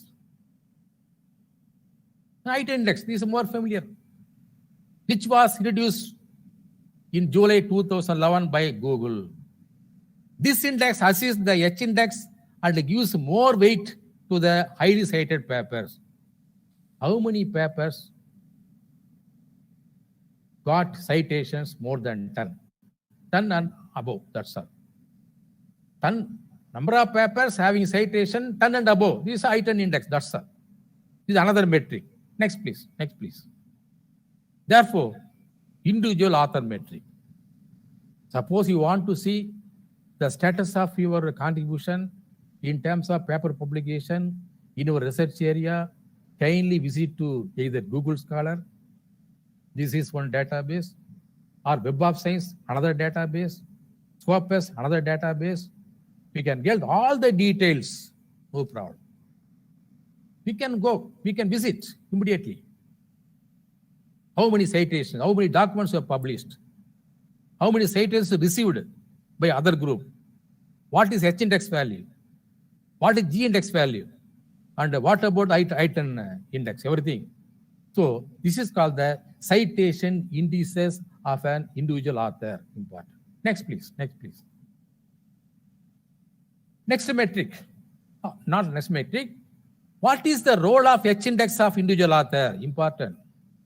Because we are working in a self-financing institution, deemed to be university. We are not bothering about the career advance scheme, CAS. Under CAS, career advance scheme, we can get promotion from assistant professor to associate professor in terms of paper publication, based on the paper publication quality. We can get the promotion from associate professor to professor based on the paper quality, for which, as per UGC regulation, to get the associate professor promotion under career advance scheme, CAS scheme, and they should attain H index of 12. Similarly, to get the promotion for professor from associate professor, they should attain the H index of 18. So this is the importance of acquiring the higher H index value for the faculty member. Suppose H index is between 15 and 20 for fellowship in the American Physical Society. Suppose you're having H index 20 means maximum of 15, 20, we can apply for fellowship in the American Physical Society. and H is found to be 45, you are eligible to become a membership in the National Academy of Sciences of USA. So these are all the importance of getting the H index, higher H index of the individual author. Next, please. And what is M index? This is a new parameter, M index. M index is defined ratio of H to N. What is H? H index value. N means number of years of research experience. எந்த paper first publish பண்றீங்களோ அந்த டேட்ல இருந்து இந்த நாள் வரைக்கும் there is research experience. So H by N is called the M, that is the M index. When M is equal to 1 and H index of 20 after 20 years of scientific activity, and they are said to be a successful scientist. M is equal to 40 after 20 years of scientific activity, and he is called as outstanding scientist. When M is equal to 3 and unique individuals. So this is the importance of getting higher H index. Next, please. Next, please. And next index, H index of the individual institution. Exploring H index at the institution level. That is a paper published by Mu Tuang Chuang, a National Taiwan University professor, in the year 2012. According to his definition, next please, next slide please. Next slide please. You see, there are first two orders. Previous slide. There are two orders. First order H index, second order.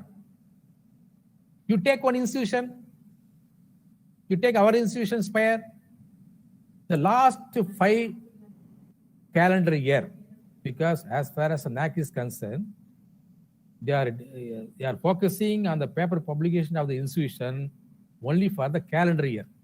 Last 5 years means January to December, 5 years. Last 5 years, what is the total number of publications by the institute, not individual author, individual researcher? Total number of publications by the institute. Then for each and every paper, and they are finding the citations by visiting the source database. After getting citations, papers are ranked as 1, 2, 3, 4. Same definition. Individual author ku H index eppadi panningalo, same definition can be applied here also. N number of papers or H number of papers having citation at least equal to H and above H. This is called the H in the institution. Here in this case, number of papers are there. Maybe 500,000 papers are for last 5 years. And you are choosing the first highly cited papers. Here, 37 papers having citations equal to 37 and more than 37. Therefore, H index of the institution is found to be 37. This is called the first order H index. First order H index. Next, please. First order H index. What about second order? This is, I think, very difficult. They are considering H index of the individual researcher, individual faculty member. But here, suppose in our institution, there are a number of faculty members, maybe 150 or 250, of which only 10 faculty members are having H index in this way. Here, based on the H index value, size of the H index value of the faculty member working in the institution, the individual faculty members are ranked as 1, 2, 3. Here, 4 faculty members having H index equal to 4 or more than 4. Therefore, according to second order index, H index of the institution is found to be only 4. The first order is 37 and the second order is 4. But preference will be given to the second order only in terms of individual H index of the individual faculty members. Therefore, you have to think it more seriously. Next, please. Next, please. Therefore, my dear friends, we are publishing monthly bulletin through our Spire residency. You see, bulletin published for the June 2021. Total publications of our institute spare 1,828 from the inception of the university from 2008 May till date, and the June 2020 month end, June end 2021, we have 1,828 publications. Publications 2021, only 35 papers. Maybe due to corona problem, the number of papers reduced. Publication in the June 2021, last month, only 7 papers. 7 papers, only 3 papers are indexed, either Scopus and Web of Science. Total citations for all these 1,828, so 8,259 papers, citations. Average impact factor is found to be nearly, we are happy, 1.75. 1.75. I'm very happy to convey that from the inception of our institute from 2008, as on month end of June 2021, H index of our institution found to be 52. So happy on news. 52. Next, please. 52. At the same time, recently, on 7/8/2021, recently 1 month before, Annamalai University, they made a survey on the citation data for all the state major universities, 11 universities, by visiting Web of Science and Scopus. How many papers published? How many citations received? What is H index in Web of Science? What is H index in the Scopus? They are taking the average value, round up. You see, starting with 150 Anna University, 124 Annamalai, and 124 on University of Madras. I think this is the ranking of our state universities. We're happy. H index of Spire is found to be 52. You are on par with almost Tiruvallur University. If you provide quality research articles with the support of our PhD scholars, we can increase number of citations. The papers must be published in all citation data sources, databases with high impact factor, whether Web of Science or Scopus. We can increase the number of citations. We can increase H index of individual author, H of our institution. If you showcase your brain management and time management, again, your human resource management in your research area, it is possible to make our university on par with our state universities like Anna University, Annamalai University, like that. Shortly, is the bound duty of the researchers. Next, please. Next, please. Next, please. Next, please.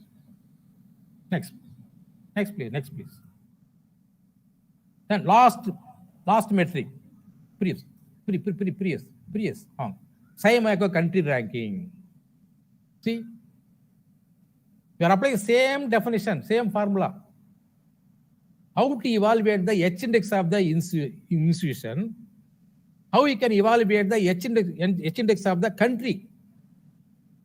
Number of papers published by each and every institution. So, based on which you are getting the data for the H index of the different countries here. So, first place, I think USA, first place having H index nearly 1783. And our India, which is in the 9th place, having almost 400 something. That's all. We are the 9th place actually. So, நீங்க develop ஆக தான் நம்ம institution develop ஆகும். Institution develop we can increase, enhance the H index of our nation, India. That is very important. Next, please. Next, please. The country ranking. This is SciMaco country ranking. Next, please. Next, please. Next, please. Next. Next, please. Next. Next. Next. Therefore, I used to quote this very good saying offered by our Havai party. வான் உயர வரப்புயரும், வரப்புயர நீர் உயரும், நீர் உயர நெல் உயரும், நெல் உயர cone உயரும், கோன் உயர குடி உயரும்.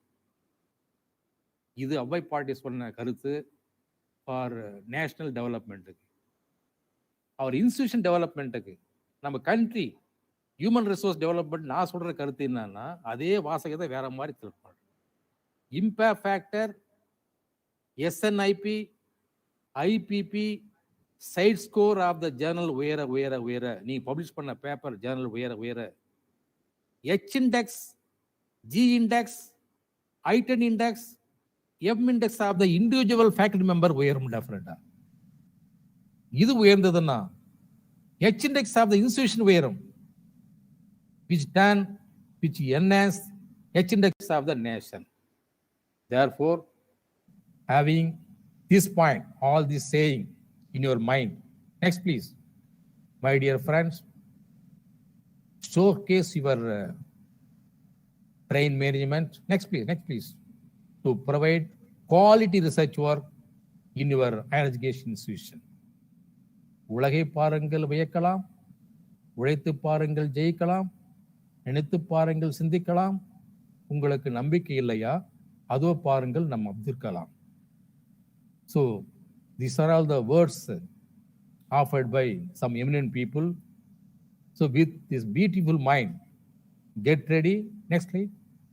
Go ahead, kindly participate, demonstrate your scientific skill to provide quality research articles published in reputed journals, and do your maximum coordination for promotion of research culture in our higher education institution. Thank you very much. All the best. Next slide, please.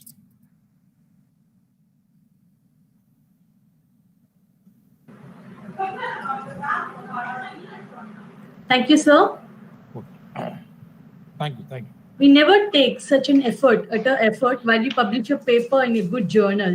We only consider whether the paper is published or not. So from this beautiful, fabulous technical session, we can find the importance of selecting the journal before submitting our paper into it. Based on the good journal metrics we select, the individual author metrics improves. That improves the H index of the institution, which in turn increases the H index of the country.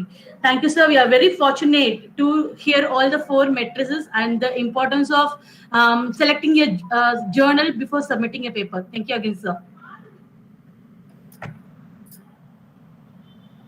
Professor M. Selvapandian has more than 20 years of rich experience in the growth and characterization of non-linear optical crystals, preparation of semiconducting thin films, spectroscopy, and nanoscience. He has published 36 papers in international journals and acted as a resource person in various seminars and has organized 16 academic programs. He has presented 19 papers in international conferences and 26 papers in national conferences. He has a H index of 6 with 127 citations. Let me take the privilege to invite the groomed child of our Professor M. Selvapandian, Department of Physics, Periyar University, Salem, to deliver a technical session on philosophy and publication ethics.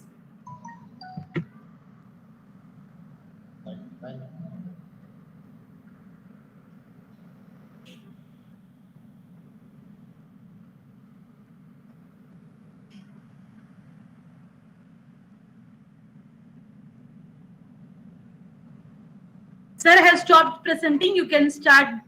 You can share your presentation.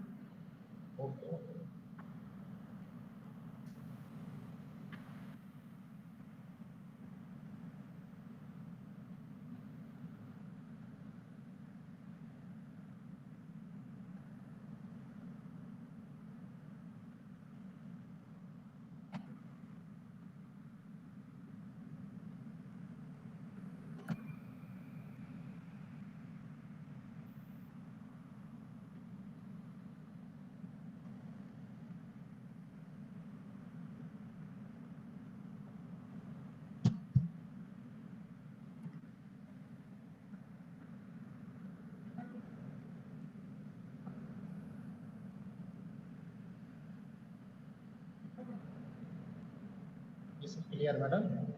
Yes. Yes. Visible. Slide is visible. Am I audible? Yes, sir. Yes.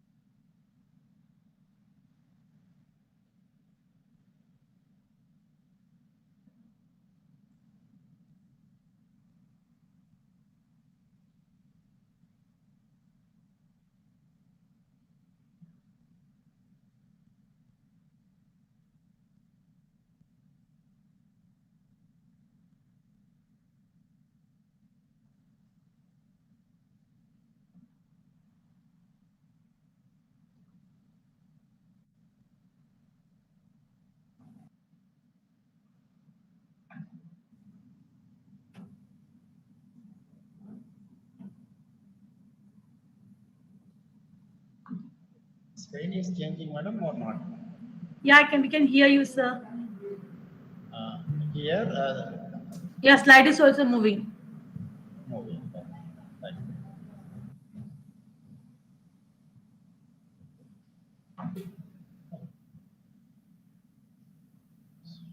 இறந்து இறந்து உருக என் மனதுள்ளே எழுகின்ற ஜோதியே இமையூர் சிரம் தனில் பொலியும் கமலச் செவடியாய் திருப்பெருந்துறை உரை சிவனே இறந்த ஆகாயம் நீர் நிலம் தீ ஆளாய் அவையல்லையாய் ஆங்கே கறந்தது ஓர் உருவே கலித்தனன் என்னை கண்ணூர கண்டு கொண்டே.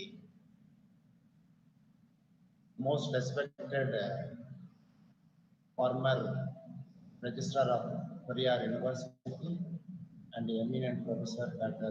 S. Gunasegaran sir and other faculty members, research scholars. Very good morning to one and all. So now we are going to discuss and see the philosophy and publication ethics. Okay, so before going to start the research work, the peoples are know about okay, so what is philosophy and what are the importance of the philosophy and what are the ethics of the philosophy and what are the importance needed in the philosophical area, and also so the main important concept, that is the research, that is scientific contact, ethics with respect to the science and publication ethics. So these are the things are very essential and important one to carry out the quality research work.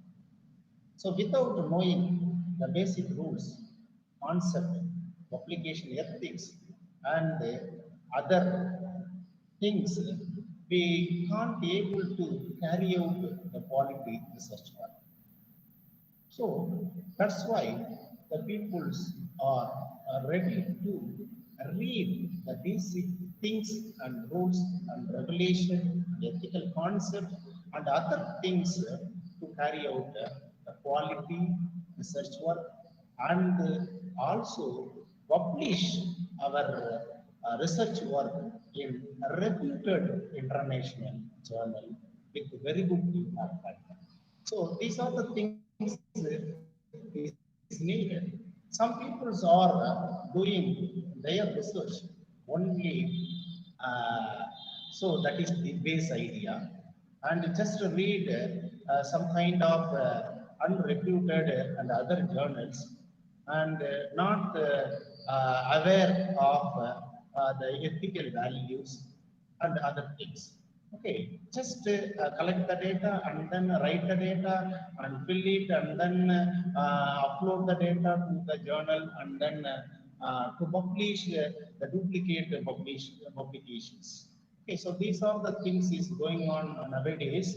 Okay, so for that purpose, I think Professor Dr. S. Gunasekharan sir very much impressive and interest to create the more awareness among the young budding the research scholars. Okay, so that's why sir periodically organize such a kind of a program for creating the interest and induce the student to do the quality research and also publish their findings in quality journal. Okay, on behalf of organizing committee and scientific community, especially thank sir for organizing such a wonderful program for the benefit of research scholars. Okay, so now we move on to discuss philosophy. So what is philosophy? Okay, the philosophy is a word, so which is come from Greek. Okay, philo mean love. Okay, and Sophia mean knowledge. Okay, but the philosophy is a love of wisdom, love of wisdom. Okay, here what is philosophy? The philosophy is one kind of a thing. So which is mainly used to study or the create of theory of basic things. Okay, such as the nature of existence, okay, knowledge and thought, and also about how the people should live on the planet of Earth. Okay, so that is the things how clearly explained the philosophy. Okay, so there are so many philosophers have defined the philosophical term. Okay, among all the philosophers, I have taken only the few philosophers concept. So Aristotle defined the philosophical concept as which discovered the real nature of supernatural element. Okay, the Levison defined the philosophy is nothing but deals with only the mental activity, and the Karl Marx defined the philosophy is the interpretation of the world in order to change it. So according to the concept of Hegel, the philosophy is defined as which grabs its own error in thought. But the Socrates explains the philosophical concept which deals with only our daily activity. So Phoenix defined the term, the philosophy and the science. Okay, so science is nothing but which attempts only at the discovery of facts. But the philosophy only the interested in the discovery of the philosophy is not interested in the discovery of facts. Okay, our science is nothing but which is the subject. So attempt to only at the discovery of facts. But in the case of philosophy, is not interested in the discovery of facts. The philosophy is only try to organize the concept, organize the things and interpret the things and clarify the particular things. Okay, and also criticize the already discovered facts of science. Okay, so that is the way of explanation was given by the Phoenix. Okay, the another philosopher is Kuhner. He defines philosophy as an activity of criticism, activity of clarification and criticism. Okay, so these are the way to define the philosophical concept by the various philosophers. Okay, the nature and the scope of the philosophy. I think, in fact, the philosophy deals with the branch of thoughts. Okay, yet we can consider the following facts. So, the philosophy he tries to find the possibility of existence of the God. We know the God exists everywhere in this universe. Okay, and so the people try to find the existence of the God in the true manner. Okay, where the God exists. So what is the origin of the God? Okay, how to find the exact origin of the God? Okay, the nature of the God, the method of the activities of the God. Okay, so these are the way the people are trying to find out the possibility of the existence. Okay, we know the knowledge. So knowledge is the most important discussing matter of philosophy. Okay, that knowledge, we know the knowledge. Knowledge is nothing but only the collection of information about the particular things. Okay, so if you are trying to find the existence of the God means, so you collect the information about God only. So that things that discusses the ins and outs of the knowledge. Okay, so what is the things exist in and around our face, what things exist inside, what is exist outside. Okay, so these are the important things here. The primary concerns of the philosophy is, so nothing in the universe is beyond the life. Nothing in the universe is beyond life. And nothing is life is beyond the philosophy. So the philosophy is a word. Philosophy is a term that is criticized and interpret of life. Okay, it is mainly used to inquire into the nature. Okay, so not only inquire the nature and find the exact meaning of the particular thing, and what purpose people are trying to find the things. Okay, where it is exist, and the people are trying to find the origin of them, they are think. Okay, and also try to find, okay, what is our zenith. Okay, where we have to reach. Okay, that is the destiny. That is the destiny of the human being. Okay, so these are the important inquiry of philosophy. Okay, for the chief instrument of the philosophy is logical. Okay, so we know the research. The research is nothing but a systematic and a logical way of searching a new thing from the known concept. That means, so that is the logic is an important instrument, okay, in philosophy to find a new things in the systematic way. The people are ready to be a logical. Okay, it does not want to believe anything without logic. Okay, that means we try to believe this, whether it is exists in this universe means, so we people are finding such a things with the logical manner, we know the philosophy has close similarity with psychology. Okay, so which is disclose the function of psychology. Okay, it is often revealed through literary words, animals, plants life, and also science. Okay, but the philosophy is a term is mainly used to find the exact existence of the things in this universe. Okay, the people are trying to facts. The people are trying to find the truth of the things. So that is the nature and scope of the philosophy.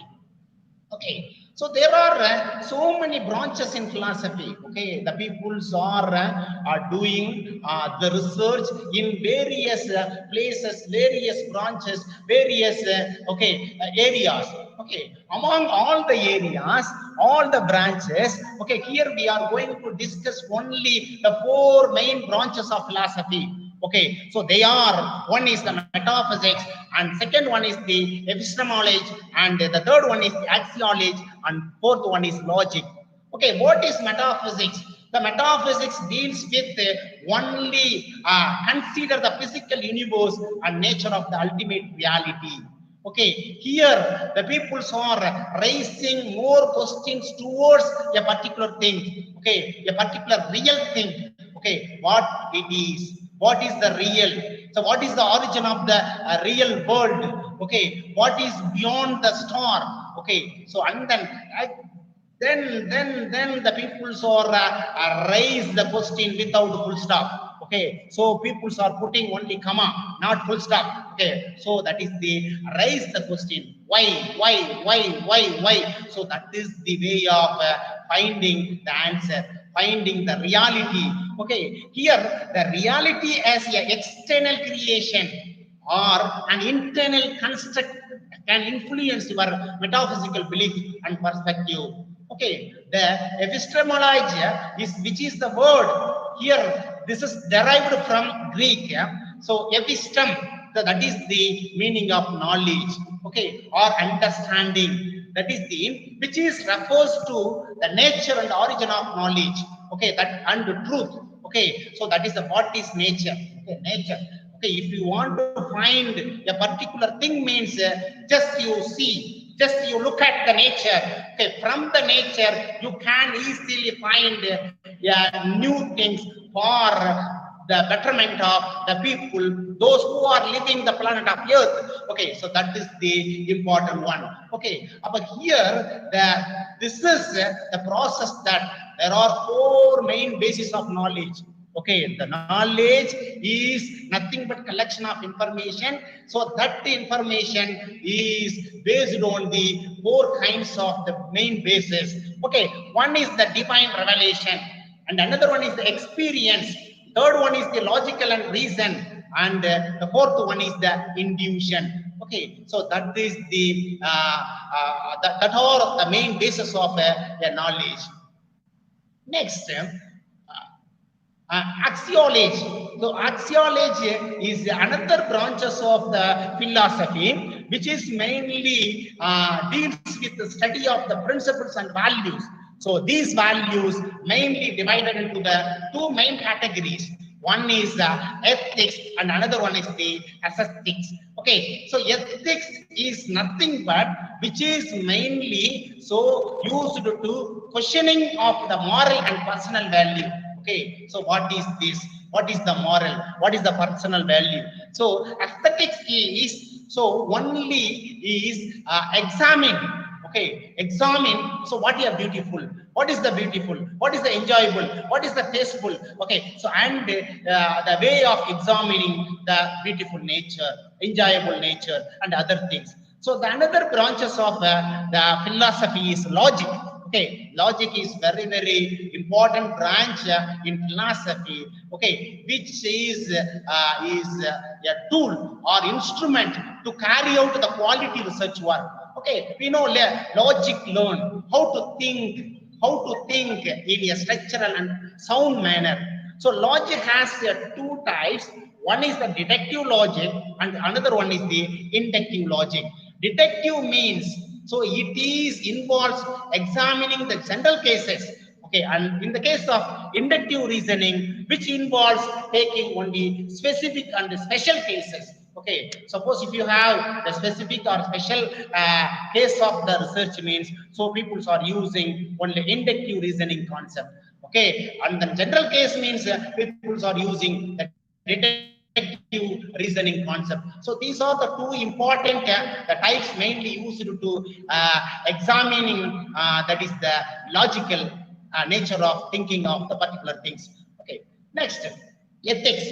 So this is the important things which is derived from the Greek word ethos. The ethos means the person's character, the person's nature, the disposition. Okay, so this ethics is mainly related to the moral things.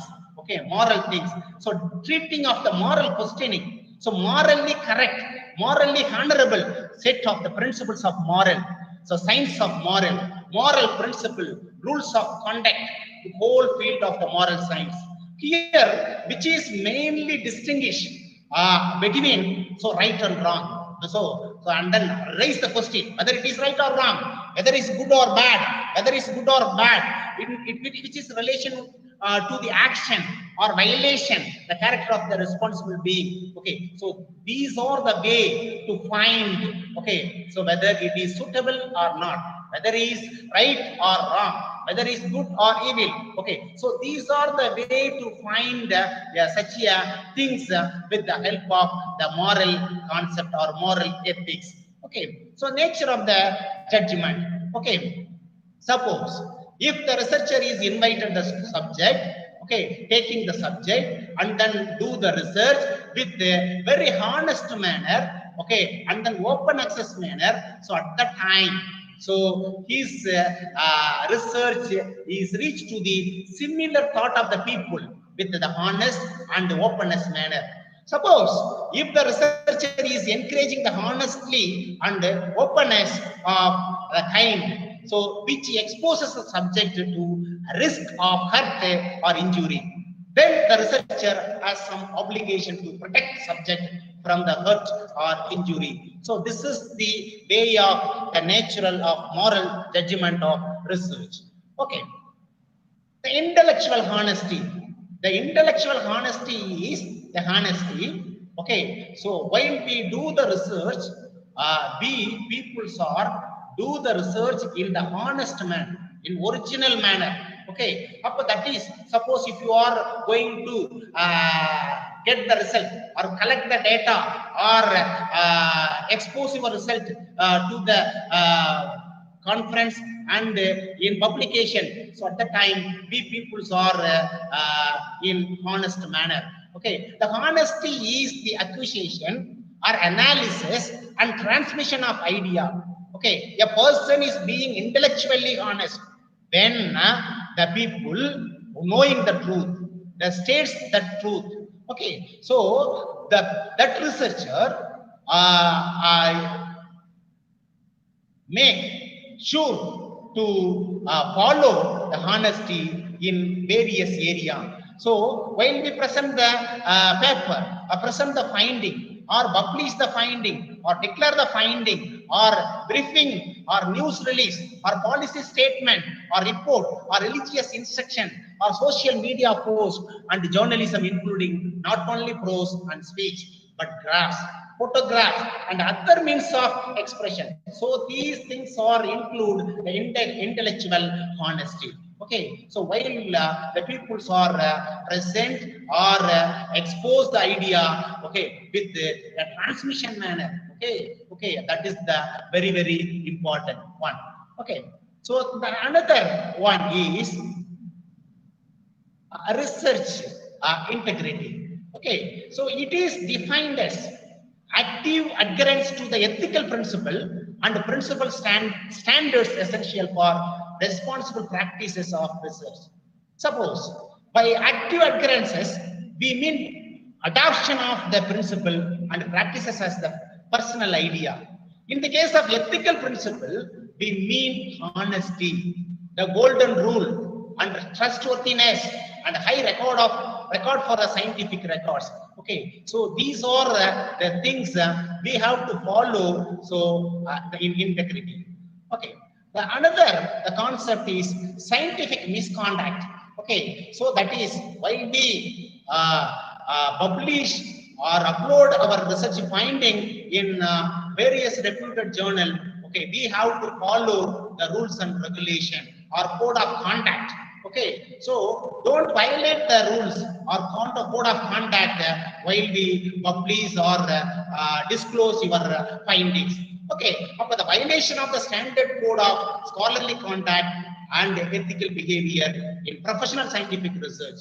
Okay, suppose if we deviate from practices, so that is commonly accepted in the discipline or in the academic or research communities, generally in proposing or performing or reviewing or reporting research in creative activity. So these are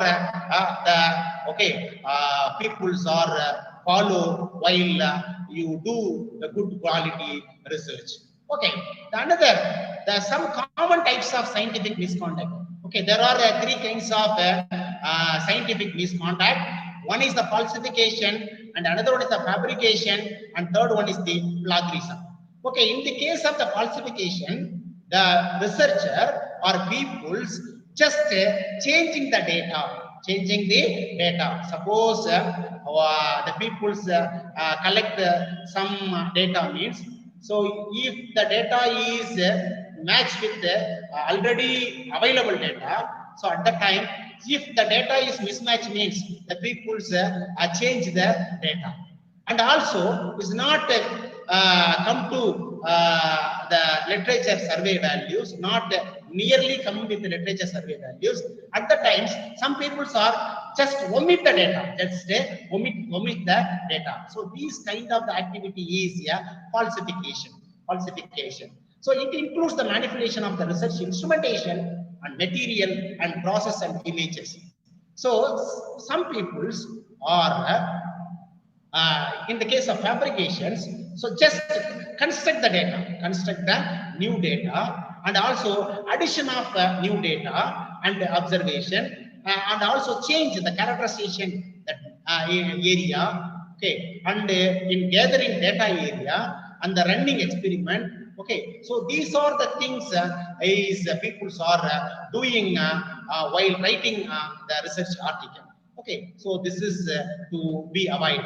So plagiarism is nothing but, so without the acknowledgement, without the permission, the peoples are use some other work, some other research work, some other research finding. Okay, suppose the text message or text data, just cut and paste, and then take the text figures, tables, and even some other ideas.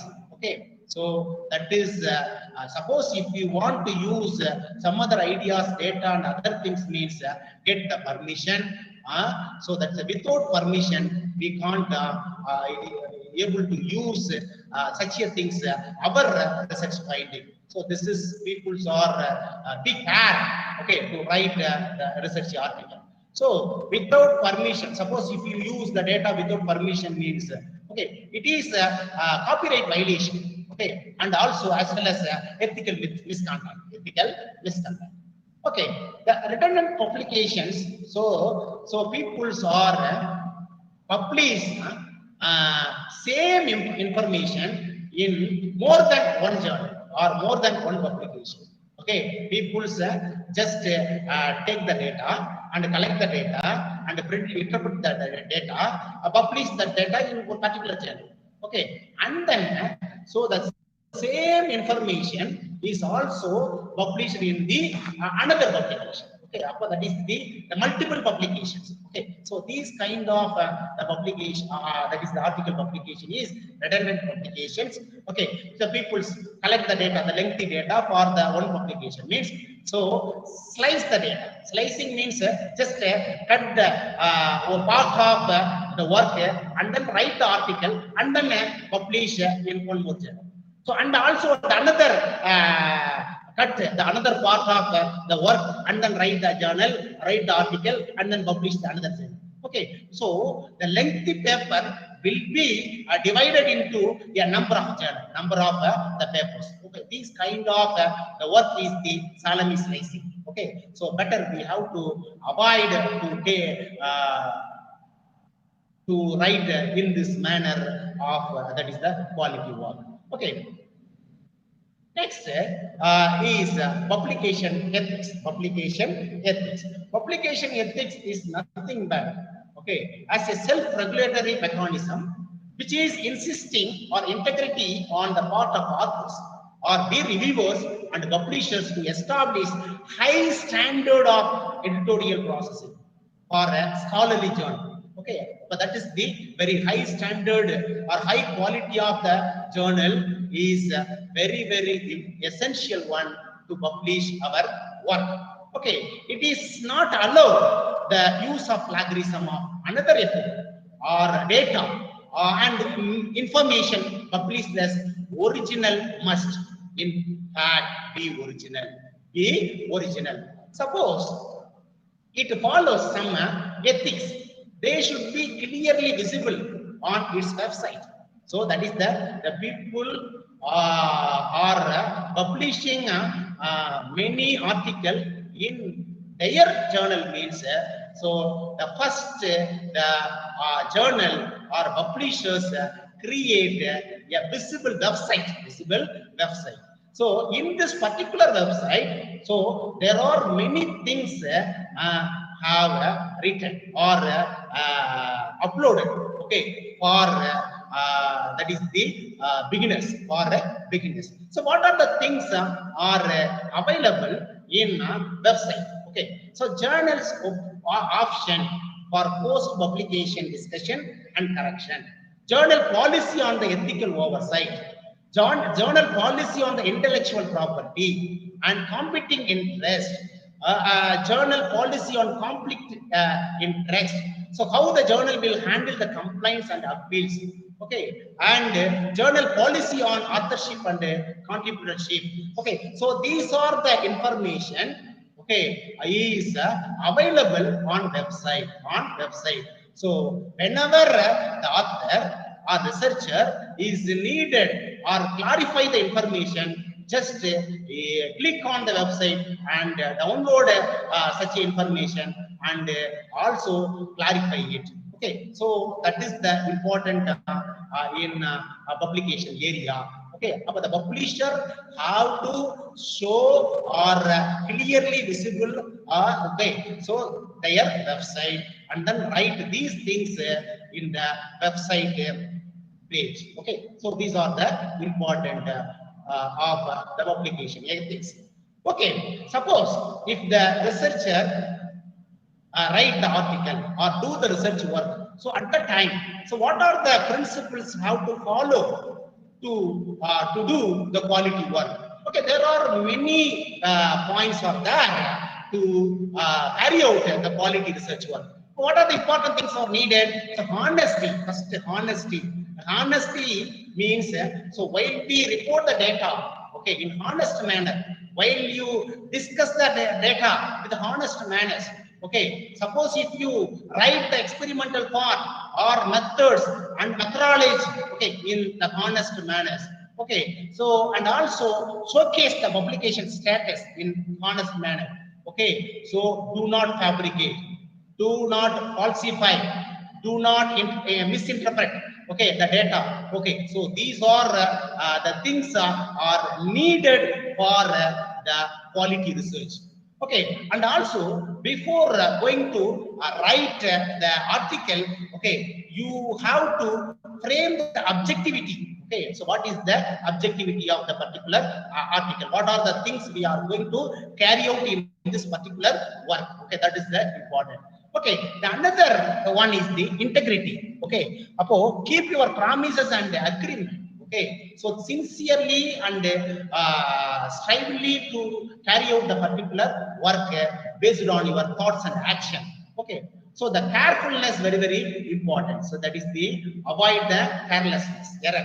Okay, so each and every part, so you have to check the data and then recheck the data and again the cross-check the data. Okay, so that is the very important for the research. The openness, okay, just share the data with the, okay, share the data, okay, and the results and idea, tools, resource, okay, everything be open. Okay, whenever the people are asking or criticizing or that is the inquiring, okay, so at that time we boldly show the data and results to anybody. Okay, that is the important. So and also respect for the intellectual property. Okay, that is the honor patents, copyright. Okay, whenever we get the data from other sources means, so we have to give the citation to the particular work or get the permission or copyright permission, other things. So that is the very important and essential things for new beginners and publishers. So confidentiality is very important, and then responsible for publication. Okay, be the fully responsible. Corresponding author, okay, is fully responsible for so that particular publication. So at the time, avoid the wasteful and duplicate publication. Okay, so that is the very essential thing for the good researcher and quality research. And also responsible for mentoring. Okay, so that is the help to educate, mentor or advise the student to write original work only. So that is the very important. So respect for colleague. Okay, so that is the that is the another ethics. So social responsibility is very, very essential one. Suppose if you give the finding to the society for the development or useful to the society or some other usage means, so at that time, so before going to give the information to the society, you have to think over that, whether the things are very suitable one or not. Okay, so after careful inquiry, so and then you give your findings to the society. So that is the social responsibility is a very, very important tool for all the researcher. And also the non-discrimination. Okay, so that is, these are the things are happening in many areas. Okay, so better you avoid the discrimination against the colleagues or student. So on the basis of sex, race, ethnicity, or other factors that are not related to their scientific competence and integrity. Okay, the competence is another ethical concept. Okay, that is also is needed to educating and learning. Okay, the people's throughout life. Okay, that is a lifelong learning. Okay, that is important. Legality. Okay, so that is know and obey the relevant laws and institutional government policy. Okay, so these are the important things. While you carry out the work, so you have to obey the rules and regulation. You have to obey the relevant law. So, okay, whether the law is giving the institution or government. Okay, that is. So while you carry out the animal related matters and the human subject, okay, so you carefully, okay, do your research. Okay, so that is the important. So these are the basic research publication ethics. Okay, so that is. So another one is the COFI. COFI is the Committee on Publication Ethics. Okay, so this is the non-profit organizational institution. So which was established in 1997 in UK with a small group of medical journal editors. Now that particular COFI has 12,000 members in worldwide from all academic fields with the registration fee. The main aim or mission of this COFI is to define the best practice in ethics of scholarly publication. So it is mainly to assist the editors and publishers to achieve.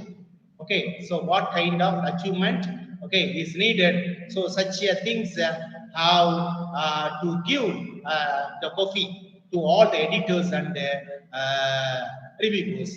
Okay, so that the COFI conducts meeting 4 times in a year in UK and once a year in North America to discuss only the individual cases. It publishes a monthly newsletters and or the annual seminar.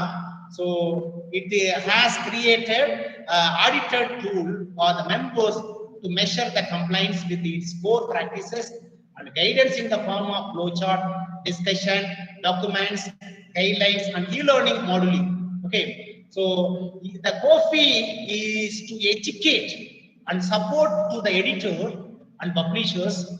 It involved in publication ethics. Okay, it consists of 12 members committee, the trustee board, which has governed.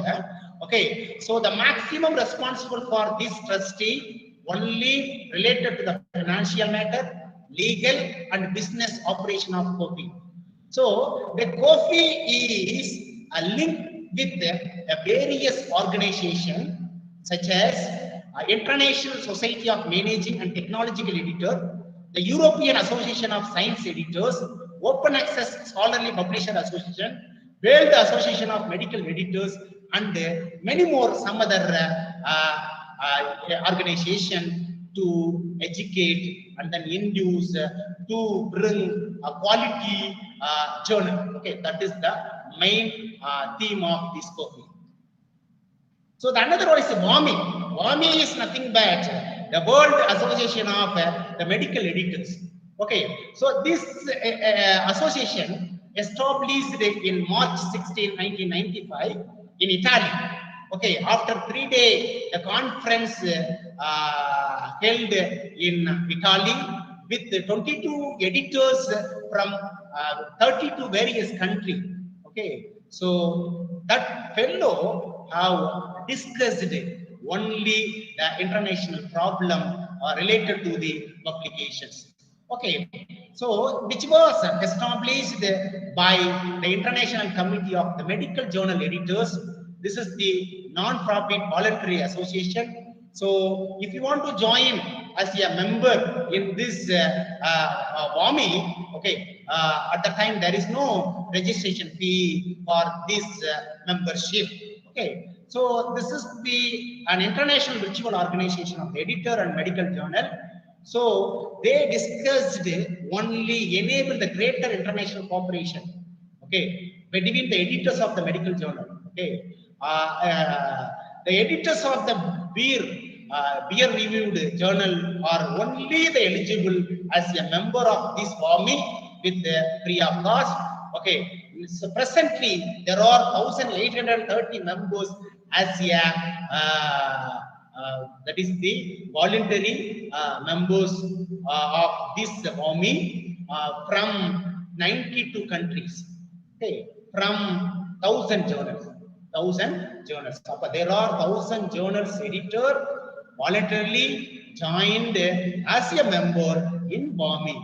So the main goal of this WAMI is just to facilitate worldwide cooperation and communication among the editors, and also improve the editorial standard, encourage all the editor the research on principle and practice of the medical editing.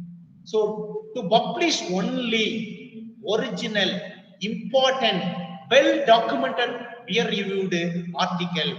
Okay, so this WAMI provide and continuing education in basic and clinical sciences. So it is mainly forecast the important issues and problems and trends in the medicine and healthcare. Okay, so finally, this WAMI medical journal has a social responsibility to improve the human condition and safeguard. Okay, so that is means the main motto is provide, okay, that is the relevant information and produce the quality and original and well documented work, so that carefully, okay, so that is handled, so that is the human and other related problem, because peoples are having the social responsibility. Okay, so the another one is the conflict of interest. Okay, so what is conflict of interest? Okay, that is the conflict of interest is the competing interest. So it occurs when issues outside research, the issues outside the research. So could be reasonably perceived to affect the neutrality or objectivity of the work. Okay, so in this particular things happen at any stage in research cycle. Okay, including during the experimentation phase, while you do the experiment, or while you writing the experiment, or during the process of the tuning the manuscript, or publishing the article.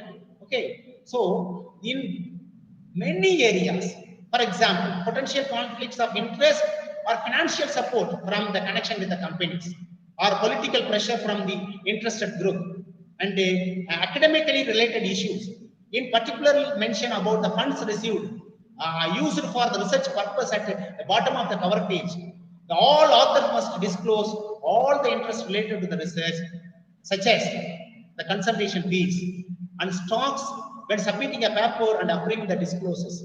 Okay, so if conflicts of interest are found after publication, this may be embarrassing for the authors and editors and the journal.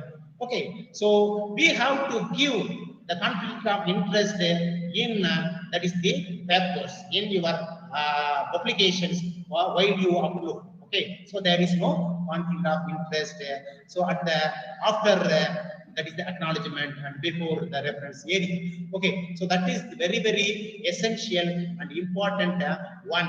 Okay, that is the conflict of interest. Okay, so the another one is the publication misconduct. Okay, the people are doing many things in various area. Here, I have pointed out only a few areas. The plagiarism area, and another one is the fabrication area,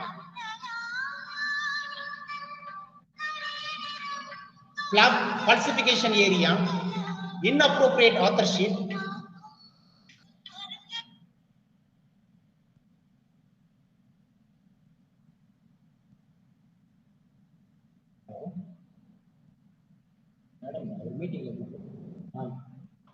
so plagiarism, fabrication, falsification, inappropriate authorship, duplicate publication or multiple publication, overlapping publication, and salami publication. That means plagiarism means just the people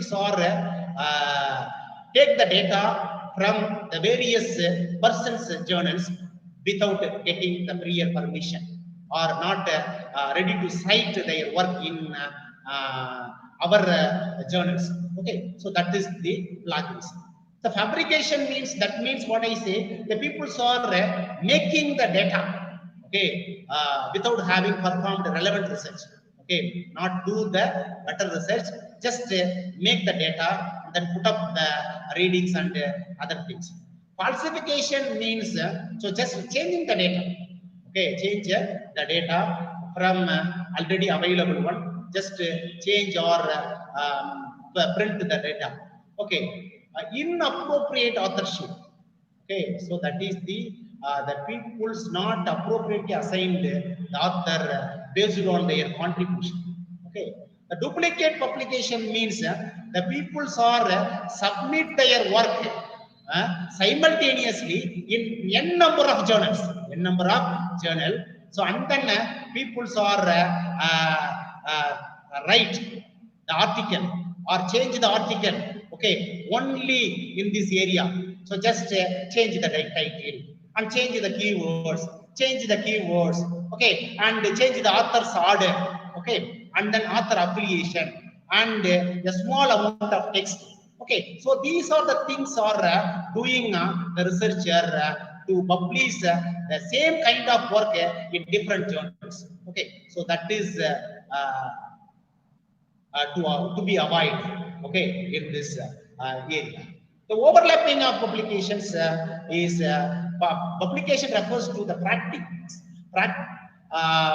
practice of publishing a paper overlapping substantially with one already published. Okay, that is the already published one. People are again, so that is they ready to upload the same paper in the another journal. Okay, so that is the overlapping publication. The salami publications means what I say, the people have done the work, the lengthy work, and from the lengthy work, the people cut a number of slices and write the paper in this another and publish the paper in the various publications. Okay, so these to be avoided.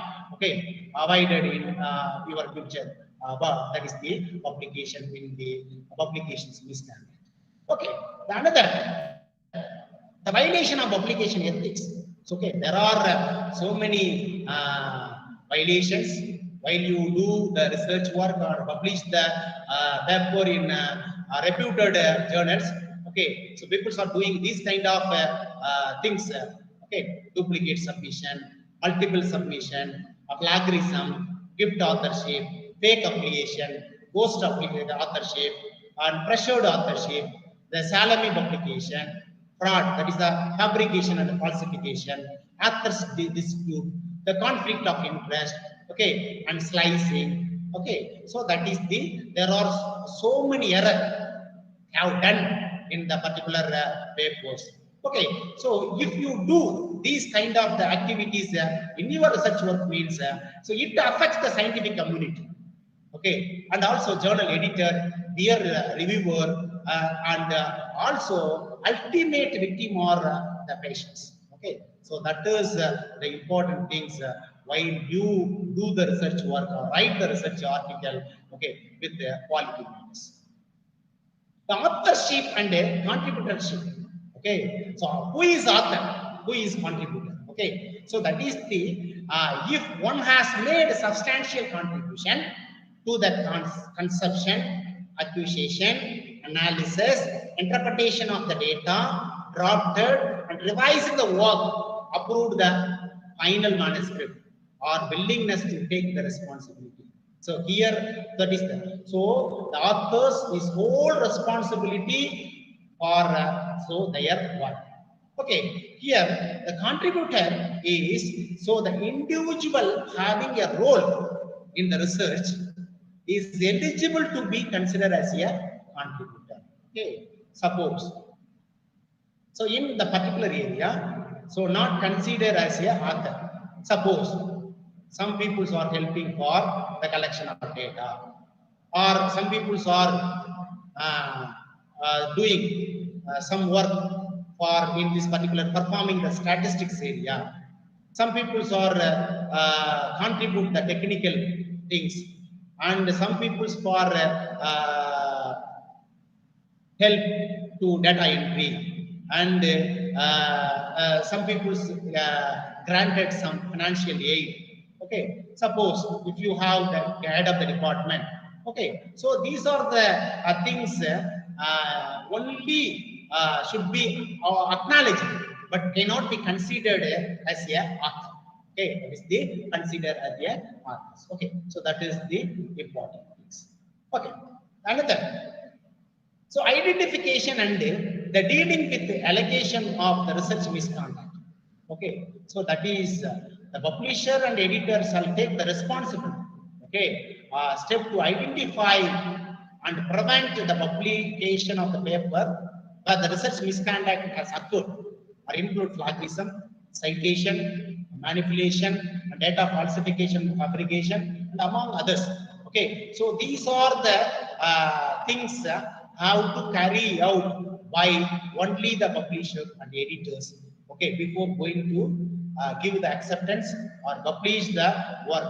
Okay, these two fellows are carefully seen. That is the manuscript, whether it is original or not, or so that is the whether data are original or not. Okay, and in many ways, okay, they people's analyzed the particular things. So after analyzing the data and the paper, and then consider for peer review. So this is the way of finding. Okay, so there are so many guidelines for that. Okay, to check whether the paper is original or not. So that is the or duplicate. Okay, or multiple publications. Okay, so there are so many websites are there. So with the help of the website, we can easily find so that duplicate publication. Okay, we can find the falsification, fabrication. Okay, we check the plagiarism also. There are so many plagiarism checker are there. Okay, with the help of the checker, we find whether that is the paper is original or not, or copied and pasted. Okay, so these are the things will be verified. Okay, with the help of various tools. Okay, another.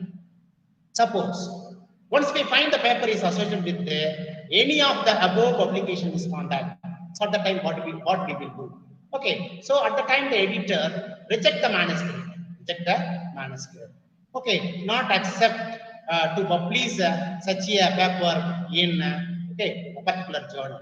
Okay, suppose duplicate publication, or so that is the multiple publication, or plagiarized, okay, and then unethical or unoriginal. So at the time, so the editor so directly informed to the institution, to the corresponding author. Okay, so at the time, so that is so the once the manuscript is found to have committed publication misconduct, so at the time we will immediately impose the penalty mentioned above. Okay, suppose we find similarity above 50%. Okay, so such a similarity find with the help of a Grammarly tool. Okay, this is the effective tool. With the help of the tool, we can find so that is the unoriginal.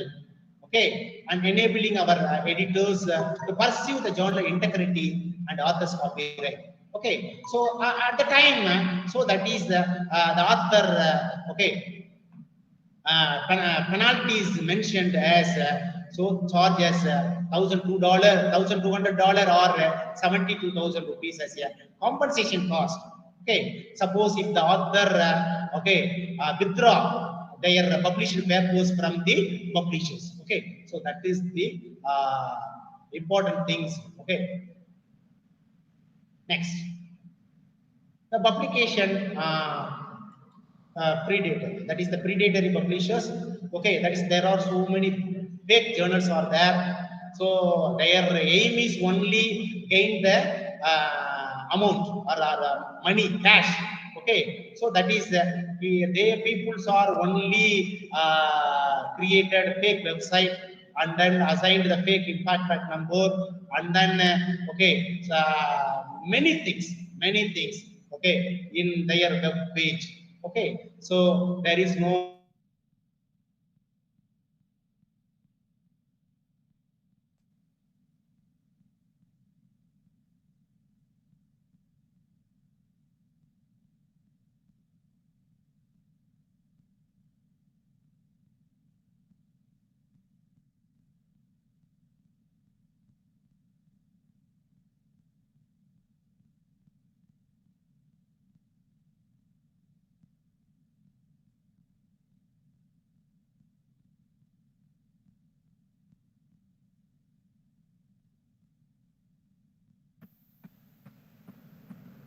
journal is original or not, whether the journal is original or not.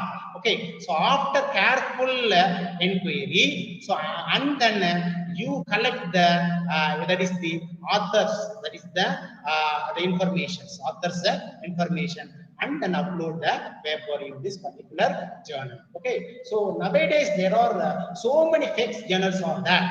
Okay, so kindly advise all the young researcher, don't upload your original research article in so that is the fake journals, and then okay, so that is a predatory publishers. Okay, so that is the very essential and important thing to young researchers. Okay, suppose if you want to have life, that is the life, a happy life.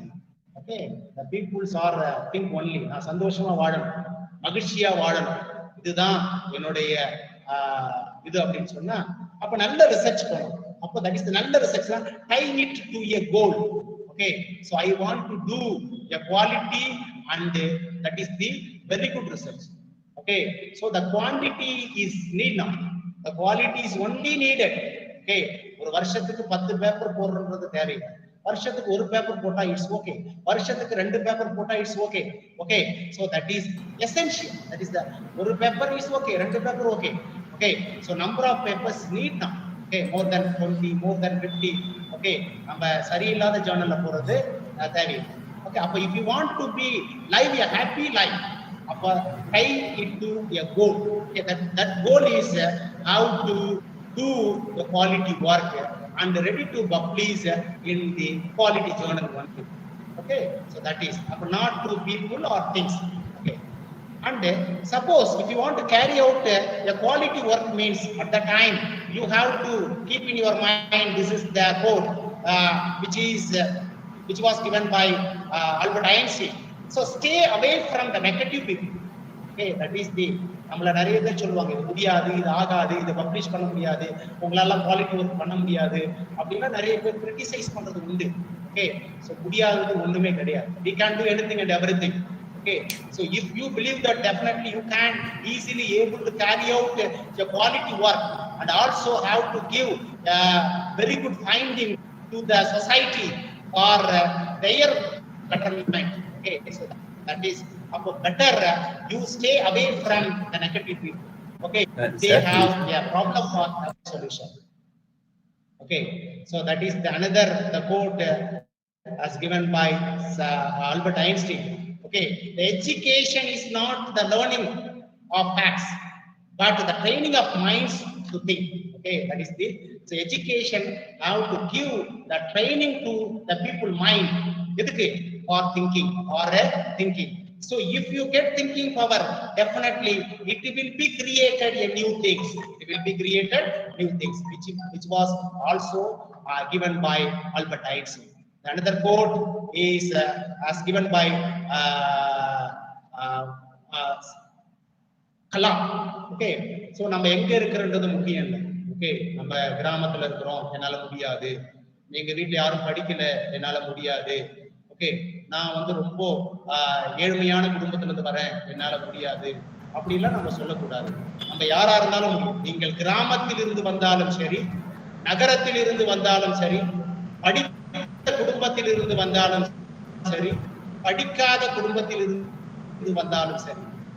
Okay, whether you come from rural area or urban area, so whether you come from this rich family or poor family, whether you come from educated family or uneducated family, okay, whoever you may be, okay, so you can be achieve anything and everything with your okay knowledge and hard work, knowledge and hard work. அப்போ நீங்க யாராக இருந்தாலும், நீங்கள் கிராமத்தில் இருந்து வந்தாலும் சரி, நகரத்தில் இருந்து வந்தாலும் சரி, நீங்கள் படித்த குடும்பத்தில் இருந்து வந்தாலும் சரி, படிக்காத குடும்பத்தில் இருந்து வந்தாலும் சரி, நீங்கள் யாராக இருந்தாலும் உங்களால் வெற்றி அடைய முடியும். உங்களுடைய உழைப்பால், அறிவால் வெற்றி அடையும் என்பதை அழகாக சொல்லி இருக்கிறார் Abdul Kalam. Okay, so that is there are 5 things okay as given by Dr. APJ Abdul Kalam. So better you have to keep in these things in your mind, okay, and also say every day in the morning or evening or in the afternoon, okay. First one is I am the best. I am the best. I can do it. God is always with me. I am a winner. Today is my day.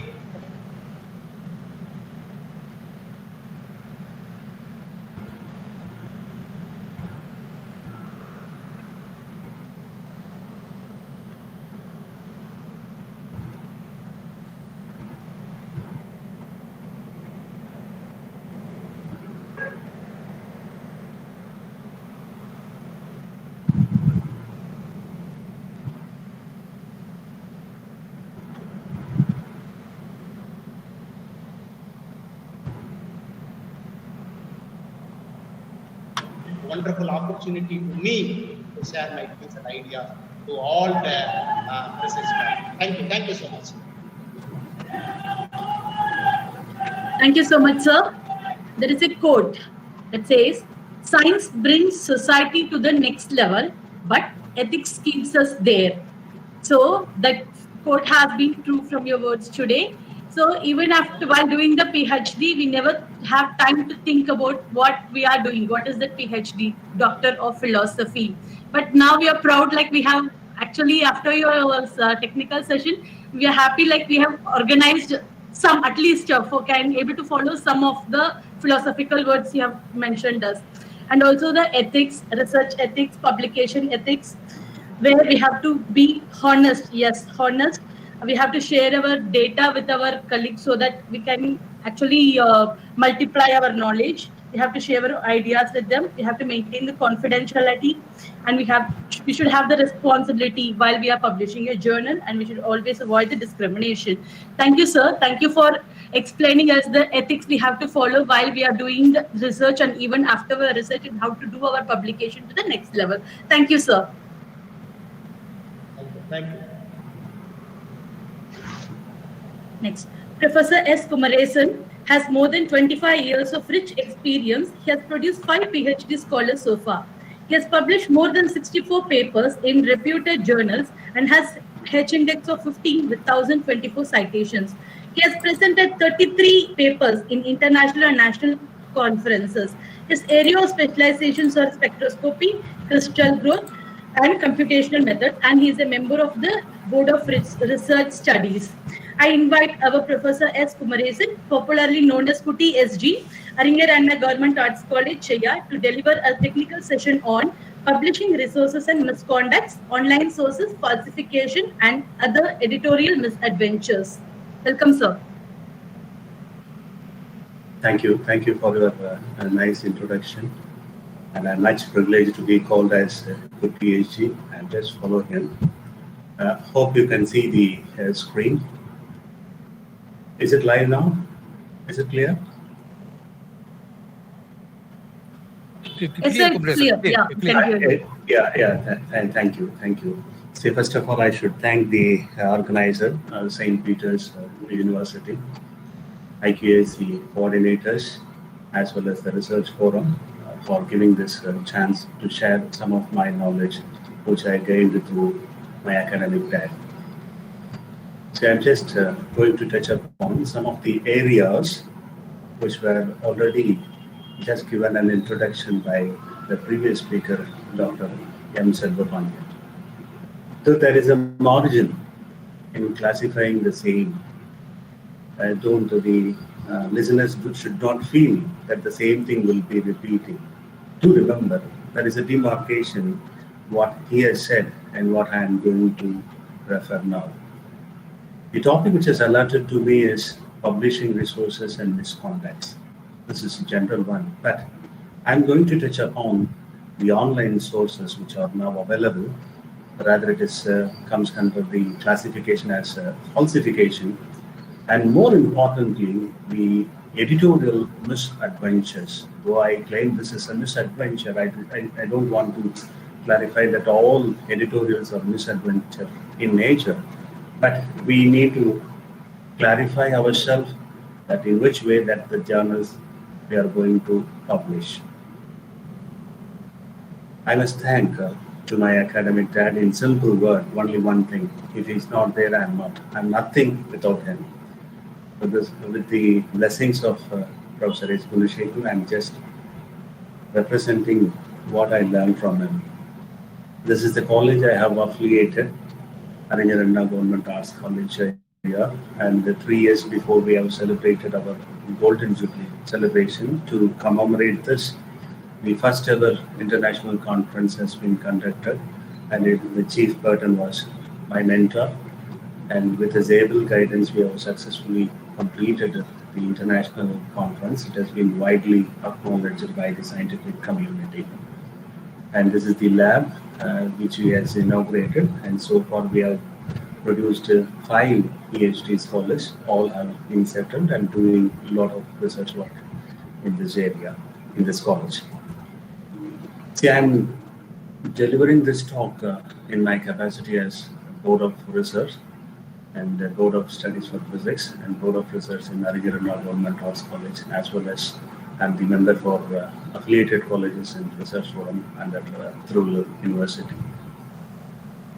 Though this topic seems to be a bit boring for the researchers as well as the listeners, but I am trying to be more lively by giving some of the examples which I have come across while publishing the paper in my capacity as a researcher as well as in my capacity as a guide. So this is the 2 units which has been asked by my mentor to cover up this for the benefit of researchers: the open access publishing and publication misconduct. And though some of the areas have been touched by Professor Selvapandian, I'm just going to deviate what he has touched from it. So this is what Professor S. Gunashekhar has also mentioned in his talk. The UGC Grants Commission has given a 2-credit course, which is very, very important for all the researchers have to take up. And the course to the research methodology becomes a compulsory one, and in which the research and publication ethics seems to be followed. And there are certain guidelines which have to be followed for getting the PhD degree. And for research and public ethics, there were so many areas, and I'm just going to concentrate only on this, how to process it. In fact, the processing is something very important, and to make it to publishing.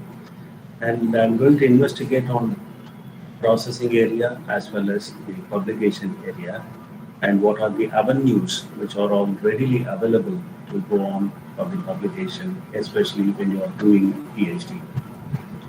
This is the agenda, and so many items will be there we have to discuss on, and I am just touch upon from the initiatives of open access into authorship, and more importantly the conflict of interest. And also we can touch upon how to find a good journal so as to get published with a high impact factor. And that will be the role of the day, where with a high impact factor only, the papers will get published and it has to be peer reviewed.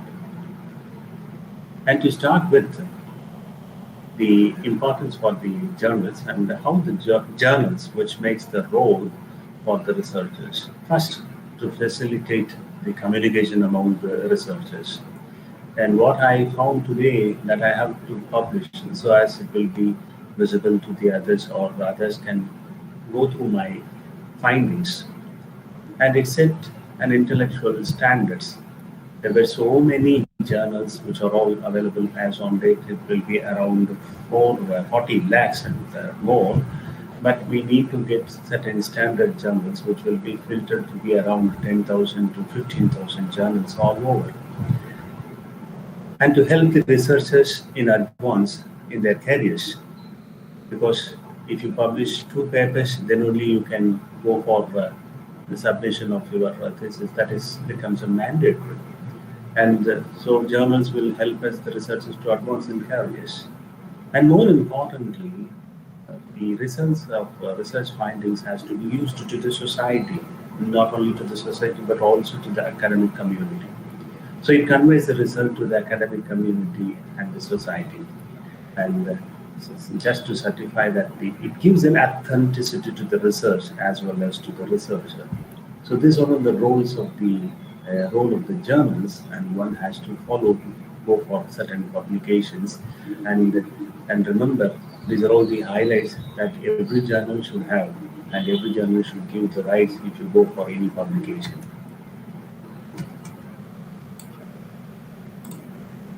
See, this is what makes a good research.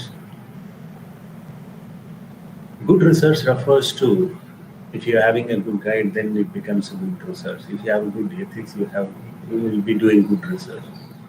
But there are certain criteria to make a good research. See, first, problem selection, then proper methodology, and in-depth analysis that gives a good science. So good science refers to good research.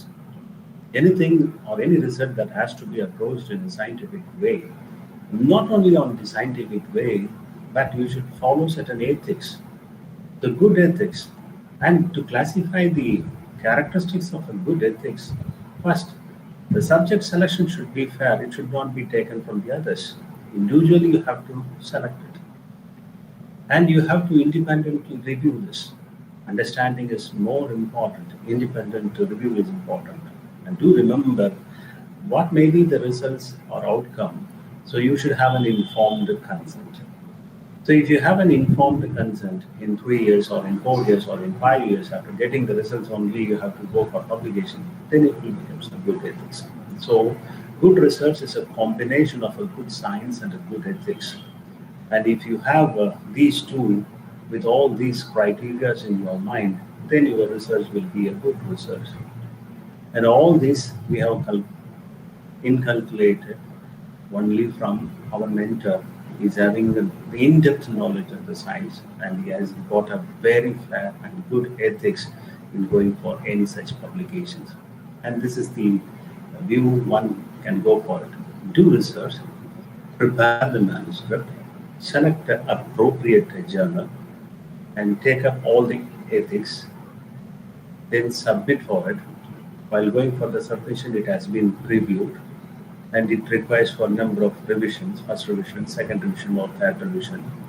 And if it is accepted, well and good. If it is rejected, don't worry, that will be get published in the next journal, or whatever the queries that the reviewers have raised, you have to answer for it. So then that will be the good research. At least it should take nearly 3 to 6 months to get a paper to be published in peer-reviewed journals. The thing is, I'm going to touch on the initiatives of the open access, that I can raise certain questions to the common man or even to the researchers we do. We claim the knowledge is wisdom, but do you sell knowledge? Lend or lend, but not to rent. See, the knowledge theft, or otherwise the intellectuals in which they cannot share their knowledge, one can go for it, or one can take it from the other. The lending and lending, but it should not be rent. But if you go for a certain prescribed journals in any of it, either in elsewhere or either in Francis, you cannot offer to pay a journal cost, and the journal cost will be around $2,000. And in some journals, they can go for pay-per-view. It's really a doom. See, I can pay for it, and I can have a view, and I cannot go for it to take up or download it. So it is really a doom. Even for the pay-per-view in Taylor and Francis, it cost nearly $200. And do remember, limited access to the researchers and academicians, if only to particular institutions or only to certain libraries.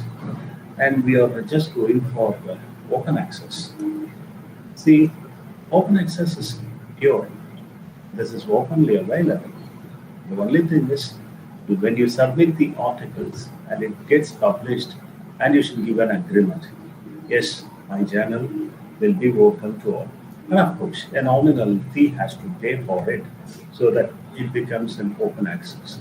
And I am going to give you the way in which how Professor Gurashekaran has mentioned for an impact factor, and the increase in impact factor with the open access methods, and the indexing like G index or average citations can get increases only by means of open access. So only thing is you have to pay a nominal fee for giving an agreement to the publisher so that your scientific contribution will be viewed by the other researchers with the free of cost. And this is the initiative. Emerge in response to the restrictive access. There is no restriction. You can go for it. It is available in the internet. Only thing is you have to pay the license fee to the commercial or the publishing houses. And especially for the scientific journals, it is more important one should go for open access, so as to get more number of indexes, as well as your scientific contribution will be viewed by the entire scientific community in and around the world. Right? See, there are certain regulations also. One such a initiative was created by Budapest Open Access Initiative, and their views are really wonderful. Free availability to the public internet. It is available. And permitting any user to read, it is not restricted. Anybody can use it just by going and giving the keywords of the papers which is published. Not only that, you can copy, you can distribute, you can download. So this is such an interesting thing. One can go for it because the researchers should carry out all their information just by downloading or copying. You can print, search, and whatnot. And remember, all these initiatives without the financial support. And do remember, there is one thing which is very important. You should be under the powerful law, as well as you have certain legal issues. You should not just like that will copy. This is what Professor Selvapandian has said. Mere cutting and pasting should not be allowed. So we will be initiated for legal issues. This we are going to discuss at the end when we are discussing about the plagiarism and how the legal issue comes into that when you go for open access initiatives.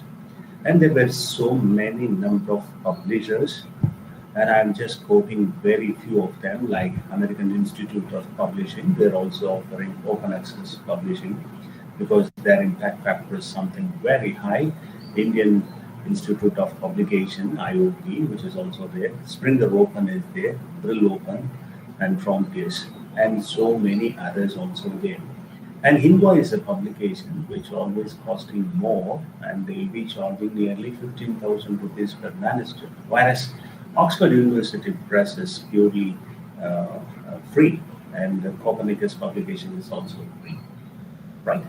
See, I just list out certain open access directories for the benefit of the research scholars. These are all wonderful directories which are all available. One can easily go through it. And I can share these slides also so as to get how to publish an open access journals through the open access directories. So you can go through the directories and you have to just type your particular subject, for example, physics, and you can list out the number of journals which will be available. Not only the directories which will go for it, there are open access books. And even today, we can get number of books in a PDF format. And whatever the publishers you can do, they will show you only few of them. But when you go through the open access directories, you can see the full page views of the books which are all available in this sites. And for the net users, we have the blogs as well as list servers. For the list servers, one can go with the tiny URLs, and all these blogs as well as list servers will give you or will guide you when the open access journals are available, in which way that you can go for publishing all this. So this is what I said. I am just deviating from what Professor M. Selvapandiyan has mentioned.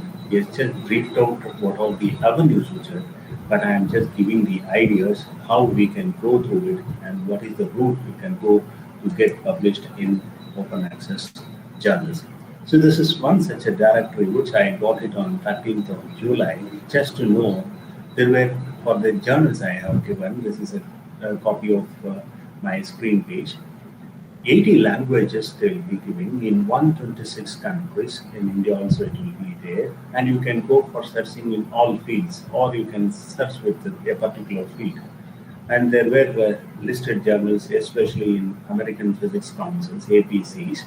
There were 11,862 journals, and of which 16,594 are open access.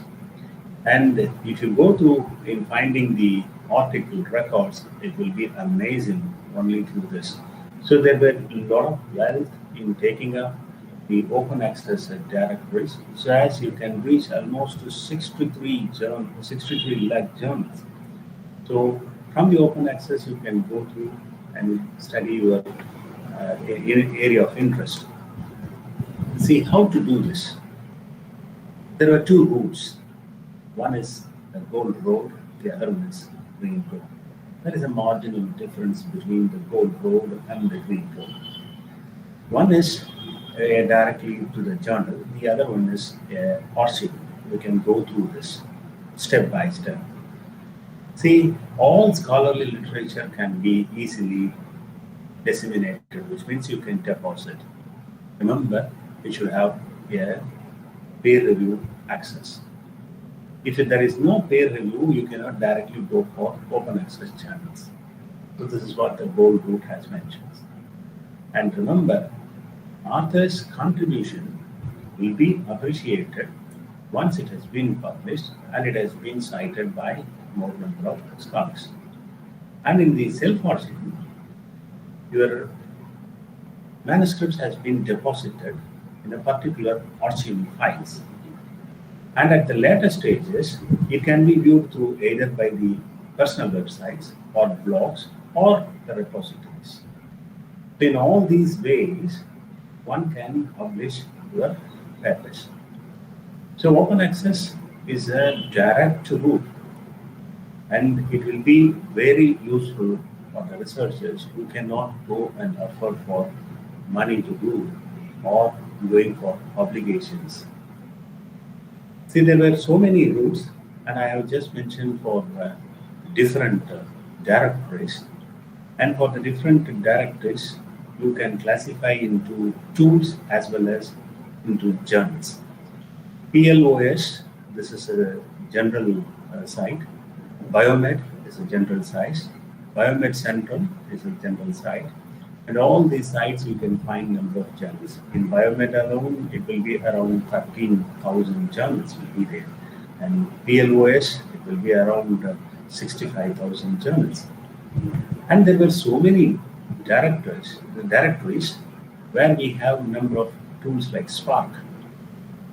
So if you go and search for it, And in our syllabus, they are very particular about Sherpa rolling. This is very important. And you can identify the directory by means in which way that you can go through to reach your goal so as your paper to get published. Roar and door all have been referred by the previous speaker, so I can just skip on that. And there were two different categories where the journals will be classified. One is hybrid open. Hybrid open is, if you submit today, within 24 hours, this has been reviewed by the expert committee, and this will be published at no matter of time. In some of the papers, even we can see during the COVID times, by last year, some of the papers from China as well as from America, they have published within 24 hours of time. And one such example I have quoted is Thomas Walker's Florida Journal, which is on entomology. This is the best example for a hybrid open access journal. See, while giving me a talk by one of our dignitaries in this university, she just mentioned this is not only for the research scholars, it will be used for most of our researchers as well as the faculty members. By the time she mentioned about our medical professionals. So entomology, Journal of Entomology is one such an example. If you want to publish it tomorrow, you can submit the paper today. Only thing is, if the quality of the paper is good, it will get published on tomorrow. Such a rapid publications are available. This is hybrid open journal. And there are also many other delayed open access journals. And these are all of not much importance to the society at the cost of medical lives. So these are all the scientific contents. They can take some time from 15 days to even 2 years. And one such a traditional journal, which will be over the years, it will be been publishing some of the quality work. This is Physical Society of Japan. This is an example for a delayed open access journal, and it is really a traditional journal. And there are the other types, which will be in combination of licensing issues as well as some charges they can go for it. There are certain price barriers depending on the number of pages, depending on the importance of the subject. There are gratis open access as well as liberal open access. See, the thing is, we have the copyright issues. What I can publish it in India, I cannot publish it in some other countries because the copyright and licensing issues, which are pertain to certain rule of law. And for the certain rule of law, the liberal open access, which will be open for a particular countries, where the permission will be given to whether it is for an open access or for a permissible person's access. So this is such a classification one has to go for publishing this. And do remember, when we go for open access, it is very, very important to give the mandate. Unless or otherwise, if you are not giving any mandate, and that cannot be given for the open access. I'll tell you one such a live example after giving the flowchart for open access publishing. This is very, very important. From left to right, you can go through follow the arrow mark where I can show, because I don't have any pointer to show you on this. The researchers will be publishing. The first thing is you can go for the self-article and then back. This is which is given in our syllabus. This is Sherpa Roaming. This is for open access, but for options they are doing. But to go for certain open access journals, there are rules which will be given it. Once it has been accepted for publication, you have to give a nominal fee of processing charges. This is one rule. And immediately it gets published by a publisher. This is gold rule. The other one is, based on the subscription, whether it will be given for online publication only or offline publication. For offline publication, it will go for self-archives, right? And for online, if it is delayed for more than 90 days, then it will be given to offline publication. And already I said for hybrid journals, they will be directly charging for it. One such as article processing charge, and immediately it gets published. So this is the role of a researcher. One has to decide which way that you are going to go for it, whether a gold route or a green route. And normally we are going for the green route because we need only the online publications with the ISSN numbers, which is enough for doing some of our research activities. And also it is widely accepted by the UGC norms for going for the degree. Right. This is what I said. See, we have given for open access, and this will be the recent publication. I think you will be viewing my cursor here. This I have taken it on 14th, 2 days before. This is the mail received by me from elsewhere. And you see, the providing 50 days free access. Even I cannot go and see my papers after 50 days of access. Once I can get downloaded, an author copy will be supplied to us, that too for a primary account holders. And my candidate will be the primary account holder. He is the first author. He is having all such responsibility of the publication in concert with all other authors. So they will be giving a 50 days free access. And based on this free access, we will be increasing our H index as well as I-10 index. One such a free access which has been given in 2008 by Canadian Journal of Analytical Sciences and Spectroscopy, which has been cited highest in my account.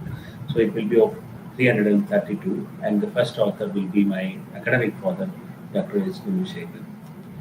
And this is how one can increase the number of citations. Right. Why there is a need for a Sherpa Romeo?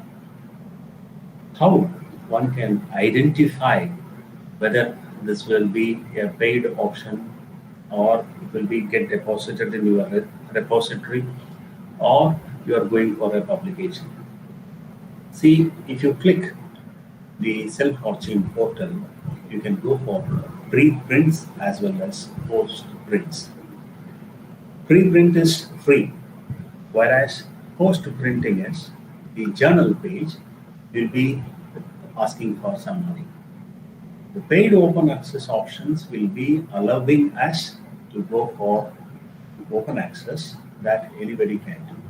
And do remember, it is very important you have to give the compliance with the research funders mandate. Suppose if you have some project, the research funders mandate is very important. And very importantly, the purpose is to help determining the archiving rights as well as for publishing information and correspondence. So this is how we are supposed to use our Sherpa Romeo, a software which will be used to identify your open access directories as well as it will help you to publish the open access journals. And this is mere a review. We just see that there were 4 different colors which has been mentioned: green, blue, yellow, and white. And nowadays the computer users will be knowing this all. The preprint, post-print, as well as publisher's version of PDF, or any other versions you can use it. Even HTML will also be used. And one can identify in different steps from the way we are going to submitting your manuscript to the publisher's version of PDF, along with all your details, including your legal and copywriting issues, and this has been stored in your archives. Right.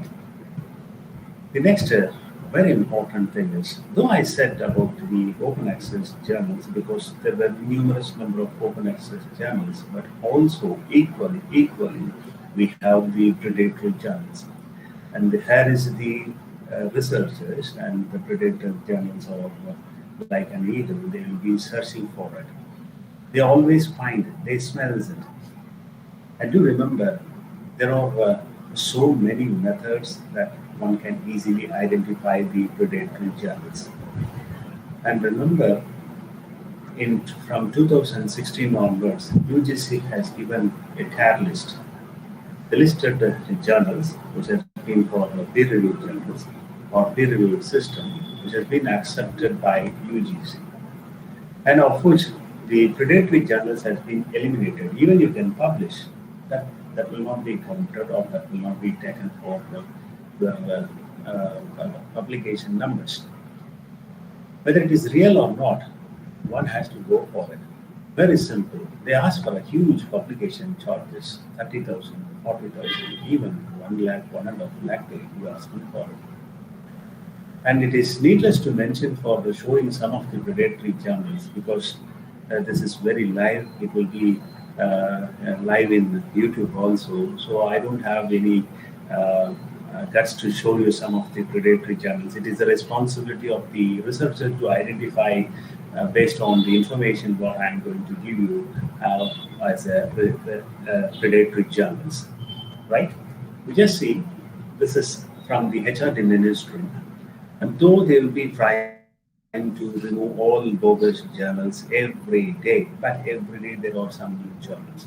In fact, the Vice Chancellor of SPP University, Savitribai Phule University, previously it was Premier University like Pune University, they have been identifying and issuing constant notices to all the scholars, and they will be giving some importance about the bogus journals. And every day you'll be finding too many information about the bogus journals, and researchers should be very, very careful not to publish their paper in those bogus journals. How to identify? These are all very, very simple things. Using ISS, if you have a barcode, you can go through it immediately. You can get the journal to be a predatory journal. And non-existent of impact factors. See, I can find certain papers which will be having an impact factor of 15. Even our Professor H.G. sir has clearly mentioned the impact factor can be calculated based on the number of publications consistently for 2 years. But the journal which has been started a day before yesterday, they will be claiming that their impact factor is 50. These are all absolutely a predatory journal. One should not be a fall prey for those predatory journals. And remember, they are poorly maintained websites, and there were so many in there. And with the same name, for instance, I will be quoting one thing. If you have Spectrochemica Acta, there are 2 journals like Part A and Part B. The same wordings they use to quote Spectrochem. It is not Chemica. So this is how one can identify those journals or predatory journals. Not only that, Elsewhere is the biggest publisher. They will be publishing all over the world. In almost in 182 countries, they will be publishing. Whereas there is other journal which will be called as Elixir. These are all predatory journals. And do remember, if you pay the fee, you cannot be withdrawn from this any article. Once it has been published, it has been published. So it is necessary to recognize all these predatory journals by means of both DOAJ, Direct Access Open Journals, as well as Sherpa Pro. And these are all the tools one can identify the predatory journals. And researchers should be very careful on this. And I'll show you some of the simplest way one can go, or you can find a good journal for your research areas. These are all the suggestive tools for a journal finders. Endowns, the one that has been available in the net. Elsewhere, it is quite common. And Springer, these are all the leading publishers, they will be doing it. And IEE publications, almost 1,500 periodicals will be here, and that is more than sufficient for it. And if you go for a Springer, it will be around 16,000 journals. And you just see that this is Jane, Journal Article Name Estimator. You can estimate it by putting the proper name of the journal, whether it will be a predatory journal or a normal journal with a high impact factors. And I'm always used this Wiley, because Wiley can go for different subjects, the subjects category, as well as the journal categories, as well as you have to identify with your specialization. And to publish or pledge, this is general one, open access. And there are so many type like journal guide. So one can go through these websites, you can identify the journals. And it is my humble request to the researcher before going for publication. This all we refer to it as a TCS. Yes, think, check, submit. And do remember, you should not go for 2 submissions at a time. That means the same paper cannot be submitted 2 times for 2 different journals. So think wisely and check it properly and submit it with confidence, right? So we just move on to the next area called publication ethics. Professor MSP has elaborated so many aspects on this. I'm just going to deviate from him on the open access side as well as and what is the integrity where the authorship can claim as well as how your scientific content will be more of publication ethics, which means I should not give any false information or any such publications, right? This comes under the category of publication misconduct. So we refer for it, fabrication and falsification. When it comes to the authorship of misconduct, that is a plagiarism. And I'm going to classify who seems to be the guest author and who seems to be the ghost author, and not to have a duplicate publication. Abuse of peer review process, you should not abuse it, and much more to say on the conflict of interest, whether it is a necessary ethical approval or not. This, of course, necessary ethical approval will be only for the scientific journals, which will involve human as well as the animals. That I am not going to touch upon in these areas. Whereas for fabrication, falsification, and plagiarism, we just move on to this. Devotion to research becomes a doom if you fabricate, if you falsify, or if you plagiarize. Right? See, I'm devoted to my research, what I identify, what I find that has to be published in a good journal with the true spirit of my individuality, interest to my content, and giving much devotion to the society. What I found that has to be shared with the society. So if you have the practice of FFP, definitely the research becomes a doom. And today, there were many number of routes. Internet access will be available to everybody in our hands. So knowledge theft becomes very easy. Even you cannot share your pen drive from one to the other, they can just take it out. And not to that, even as kids can do for fabrication tools, which are all very, very handy. There were numerous number of fabrication tools. Even they can falsify just by doing certain fabrications and claim that what will be their own, if at all for them. So Grammarly helps make your writing clear and concise, no matter where you are. Compose a cover letter that stands out, thanks to flawless writing. Morning, மக்களே, நீங்க வேற கேக்குது மக்களே company நாங்க host Loki episode 6 தி finale ஃபைனலா நடந்து முடிஞ்சிச்சு. MCO ஆபீஷியலா பத்தி லோக்கி வந்து பாத்தீங்கன்னா எம்சிஎம் மாத்திட்டாரு, மார்வல் சினிமேட்டிக் மல்டிவர்ஸ். சும்மா வெறித்தனமா இருந்தாலும் அது வந்து பாத்தீங்கன்னா ஆல்மோஸ்ட் ஒரு கிளிஃப் ஹேங்கர்ல தான் முடிஞ்சிருக்கு. I don't need sleep, I need answers அப்படிங்கிற மாதிரி தான் எல்லாரும் இப்போதைக்கு வந்து பாத்தீங்கன்னா குழம்பிக்கிட்டே சுத்திட்டு இருக்காங்க. சோ அடுத்த சீசன் எப்போ வரும்னு சொல்லி இப்போதைக்கு கிளியர் கட்டா தெரியல. மேபி அடுத்த வந்தாலும் வரலாம், பிகாஸ் ஆல்ரெடி சீசன் 2 வந்து பார்த்தீங்கன்னா எடுக்க ஆரம்பிச்சிட்டாங்க. பட் எப்படி பார்த்தாலும் அந்த சீசன் 2 ரிலீஸ் ஆகிறதுக்கு முன்னாடியே நம்ம மல்டிவர்ஸ் ஆஃப் மேட்னஸ் ஃபைனல் சொல்லி எல்லா விஷயத்தையும் பார்த்தீங்கன்னா ரிலீஸ் ஆகிடும். ஸோ அதுலயும் இந்த சீசன் 2 பார்த்தீங்கன்னா எனக்கு தான் சொல்லுவாங்க இருந்தாலும் தான் சொல்லுவாங்க. வெயிட் பண்ணி பார்த்தா எனிவேஸ் இதோட இனிஷியல் பில்ல பார்த்தீங்கன்னா ஆன்சர்ஸ் அப்படிங்கிற மாதிரி டைம் இருக்கவங்க ஆக்சுவலா குழம்பிக்கிட்டே சுத்திட்டு இருக்காங்க. ஸோ அடுத்த சீசன் எப்போ வரும்னு சொல்லி இப்போதைக்கு கிளியர் கட்டா தெரியல. மேபி அடுத்த வருஷமே வந்தாலும் வரலாம், பிகாஸ் ஆல்ரெடி சீசன் 2 வந்து பார்த்தீங்கன்னா எடுக்க ஆரம்பிச்சிட்டாங்க. பட் எப்படி பார்த்தாலும் அந்த சீசன் 2 ரிலீஸ் ஆகிறதுக்கு முன்னாடியே நம்ம மல்டிவர்ஸ் ஆஃப் மேட்னஸ் ஃபைனல் சொல்லி எல்லா விஷயத்தையும் பார்த்தீங்கன்னா ரிலீஸ் ஆகிடும். ஸோ அதுலயும் அந்த சீசன் 2 பார்த்தீங்கன்னா எனக்கு தான் சொல்லுவாங்க. இருந்தாலும் தான் சொல்லுவாங்க. வெயிட் பண்ணி பார்த்தா எனிவேஸ் இதோட இனிஷியல் பில்ல பார்த்தீங்கன்னா ஆன்சர்ஸ் அப்படிங்கிற மாதிரி டைம் இருக்கவங்க ஆக்சுவலா குழம்பிக்கிட்டே சுத்திட்டு இருக்காங்க. ஸோ அடுத்த சீசன் எப்போ வரும்னு சொல்லி இப்போதைக்கு கிளியர் கட்டா தெரியல. மேபி அடுத்த வருஷமே வந்தாலும் வரலாம், பிகாஸ் ஆல்ரெடி சீசன் 2 வந்து எடுக்க ஆரம்பிச்சிட்டாங்க. பட் எப்படி பார்த்தாலும் அந்த சீசன் 2 ரிலீஸ் ஆகிறதுக்கு முன்னாடியே நம்ம மல்டிவர்ஸ் ஆஃப் மேட்னஸ் ஃபைனல் சொல்லி எல்லா விஷயத்தையும் பார்த்தீங்கன்னா ரிலீஸ் ஆகிடும். So so MCM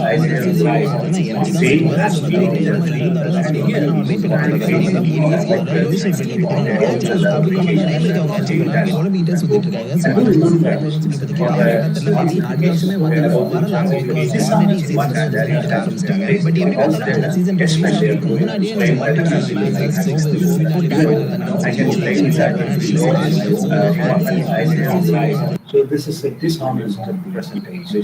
So one should not go for this. And you remember, you should not especially go for two submissions. This is such a wide area. So it's not a very, very careful. So this is mere knowledge theft. This is called plagiarism. The unethical practice, this is what I said, the good ethical practice will lead to your good result. This comes only from your good mentors. So for a good mentor, they should have a good ethical practices. For good ethical practices, one should not copy anything from the others. So plagiarism is one which has been taken from the other. So it is a serious offense. Previously, it has not been known, whereas nowadays, it is a serious offense. You should not take mine and I should not take yours.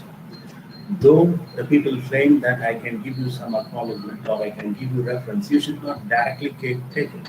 You should not directly take the same thing. You can take the content, but you should not take or reproduce the same. So this is plagiarism.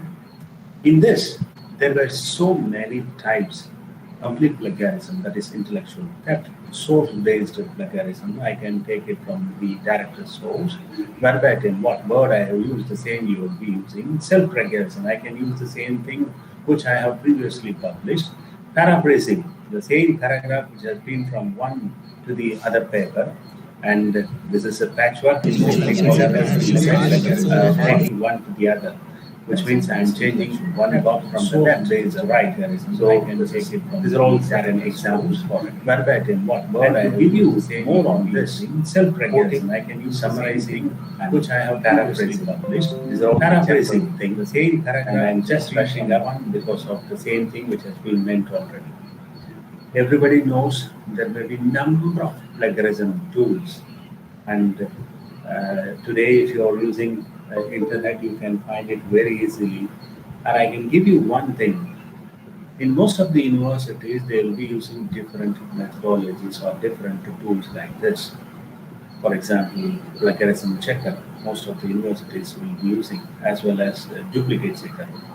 And do remember, please ensure that you will be uploading your document in these portals with the original email ID. Then only you can claim for it. If you create a fake ID and if you submit for it, and that thing will be stored in the plagiarism tools, you cannot delete it. So if you have an original ID, you can claim for it if tomorrow someone have presented the same paper with a previous, post-dated date. So these are all the plagiarism tools which will be very useful so as to do. My earnest request is, you just see them, how we can check for it. First, you upload it, and it goes for checking with the internet versions, books, journals, magazines, and so on and so forth. And not only that, it can go for checking with the different languages, and you can choose with any of the languages which we have. And only very few plagiarism tools they can go and check for Tamil also, and all other languages like English and other leading languages they can do. The only thing is that the universities can offer for it. They can go with the absence of free trials. For a free trial, once you submit it, you cannot get back. So be sure that you will be submitting your research articles only with your original email ID. And then comes the authorship. See, for authorship, I can just go and see why research papers have so many authors. See, research paper is one such information, a collective information from different persons. That is why it will have so many authors. For example, a paper can have 4 or 5. In some of the journals, we can find the number of authors can exceed more than 5. At the maximum we can go for it is 108 authors per paper. This seems to be so funny. Even for 4 authors, the claim for the authorship, who leads or who takes the major portion of the research paper? First author, followed by the second, third, and fourth. And the contribution of these authors are equally divided. Taking the share of first author will be 50%, the remaining authors equally share of the 50%. So the research purpose will have so many authors, nothing wrong in it.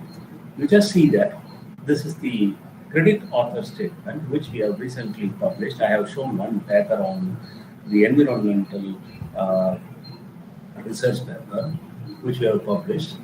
You see that he is the first author, Dr. M. Mani, is investigating, writing, original draft, project administration, software, and so he takes every credit of it. Whereas me as a guide for him will be giving the funding acquisition, software and visualization, because we bought the software and we are funded for it.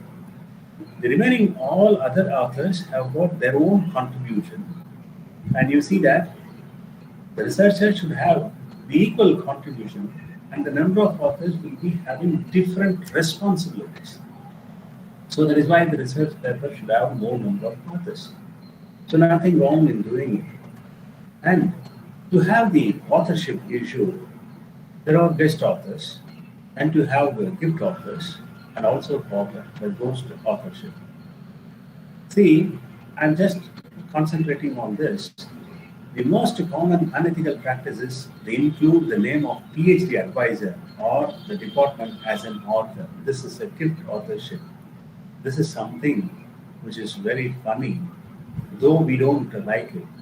Unless or otherwise, if my mentor has not given a direction to do the PhD, and every time if I have, even today, if I have some doubts, I can ask for him, and I should give the contribution.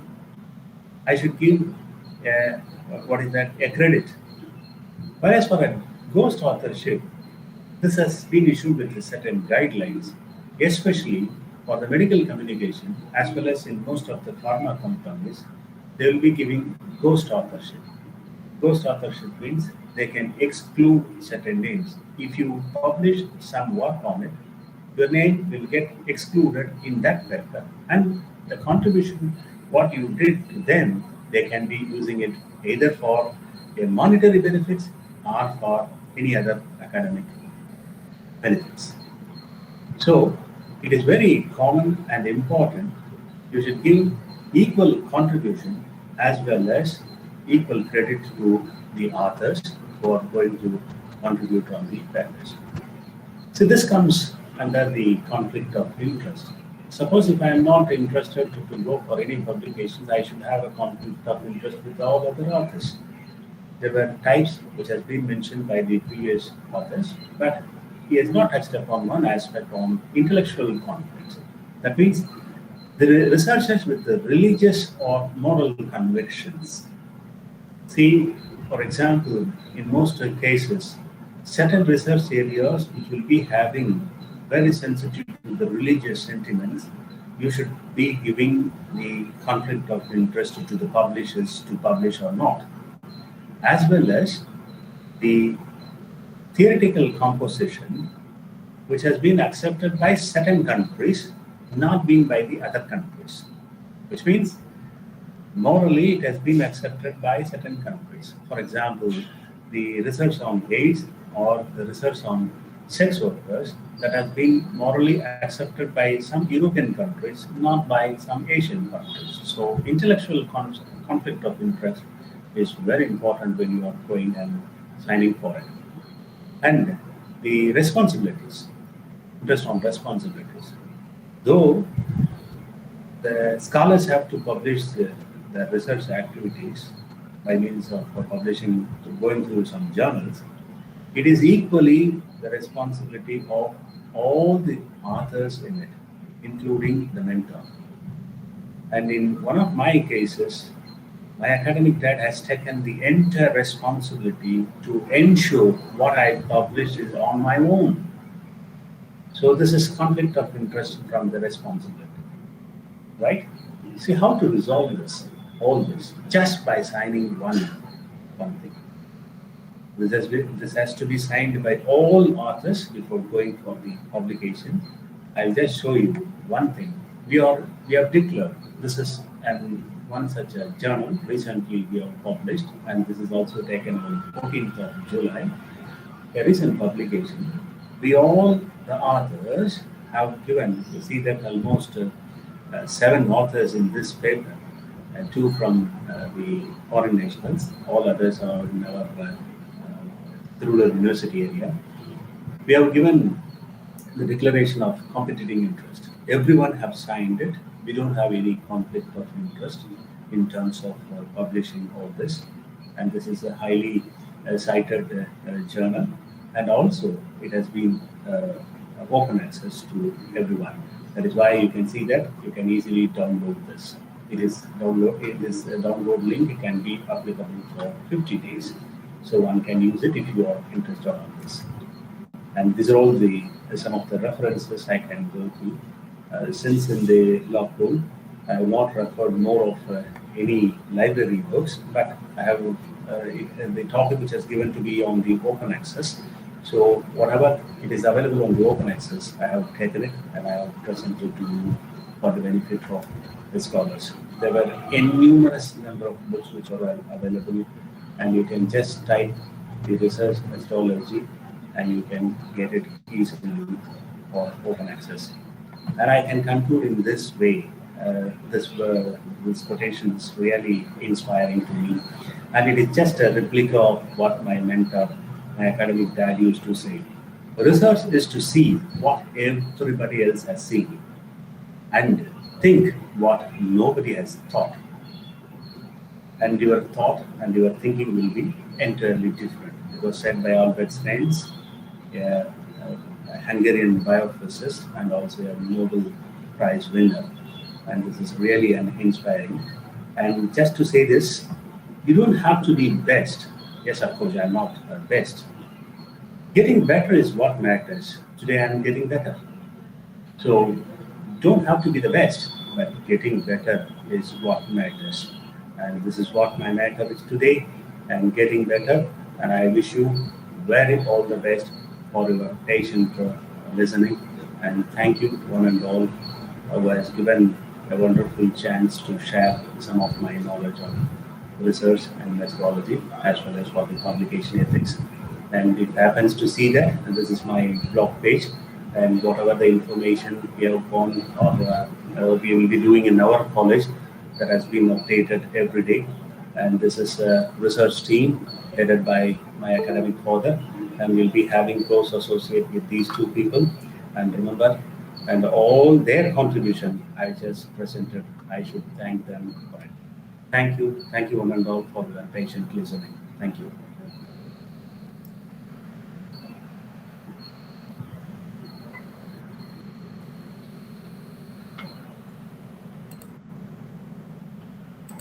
Thank you so much, sir. Highly informative talk. It starts with the role of the journals and how we can access to the open access journals, and how we have to find the good publications, and what is the publication ethics, and predatory journals, how to overcome it, and FFP, that is falsification, fabrication, and plagiarism, and types of plagiarism. We have never come across so many types of plagiarism so far. So today we have a chance to find how many types of plagiarism are there, and different types of plagiarism tools. Seriously, we are wondering, there are so many plagiarism tools where we have been known only to Urkun software and plagiarism checker. And very importantly about the authorship. So there is nothing important more than the 4th authorship. No point in having more than 4th authorship. Thank you so much, sir. Thank you. Thank you very much. Thank you. Now it's time for questions. I request the audience, the research scholars, to open or to take off your mute and ask any questions. Yeah, I'm happy if there will be any questions.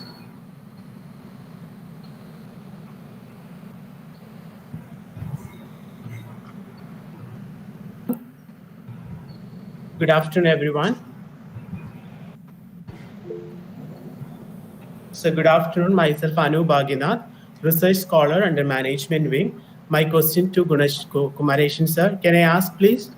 Please, go ahead. Sir, it's a small doubt, like whenever we are writing a thesis or something like that, so we frame our own content. After that, we just want to check it online whether it is plagiarism is not there or not, something like that. We want to check it. So Yeah. I used to check it online by using different, this kind of softwares and all.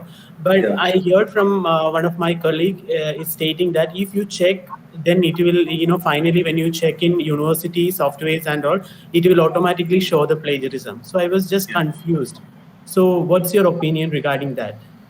Yeah, well, it's a very nice question. And this is very common to every young researchers. You see that if you're writing some thesis, you'll be writing on your own. If you're writing it on your own, this may be something which we have impacted from different theses which we have gone through. Automatically, you have that mentality, what word that you come across, that will be in your thesis. So there are certain allowed percentages where plagiarism can, which means 20% is allowed. So I can copy certain information. It is not to say that it is a copying. Some information that I can take it from one of the journals, which will be allowed for 20%.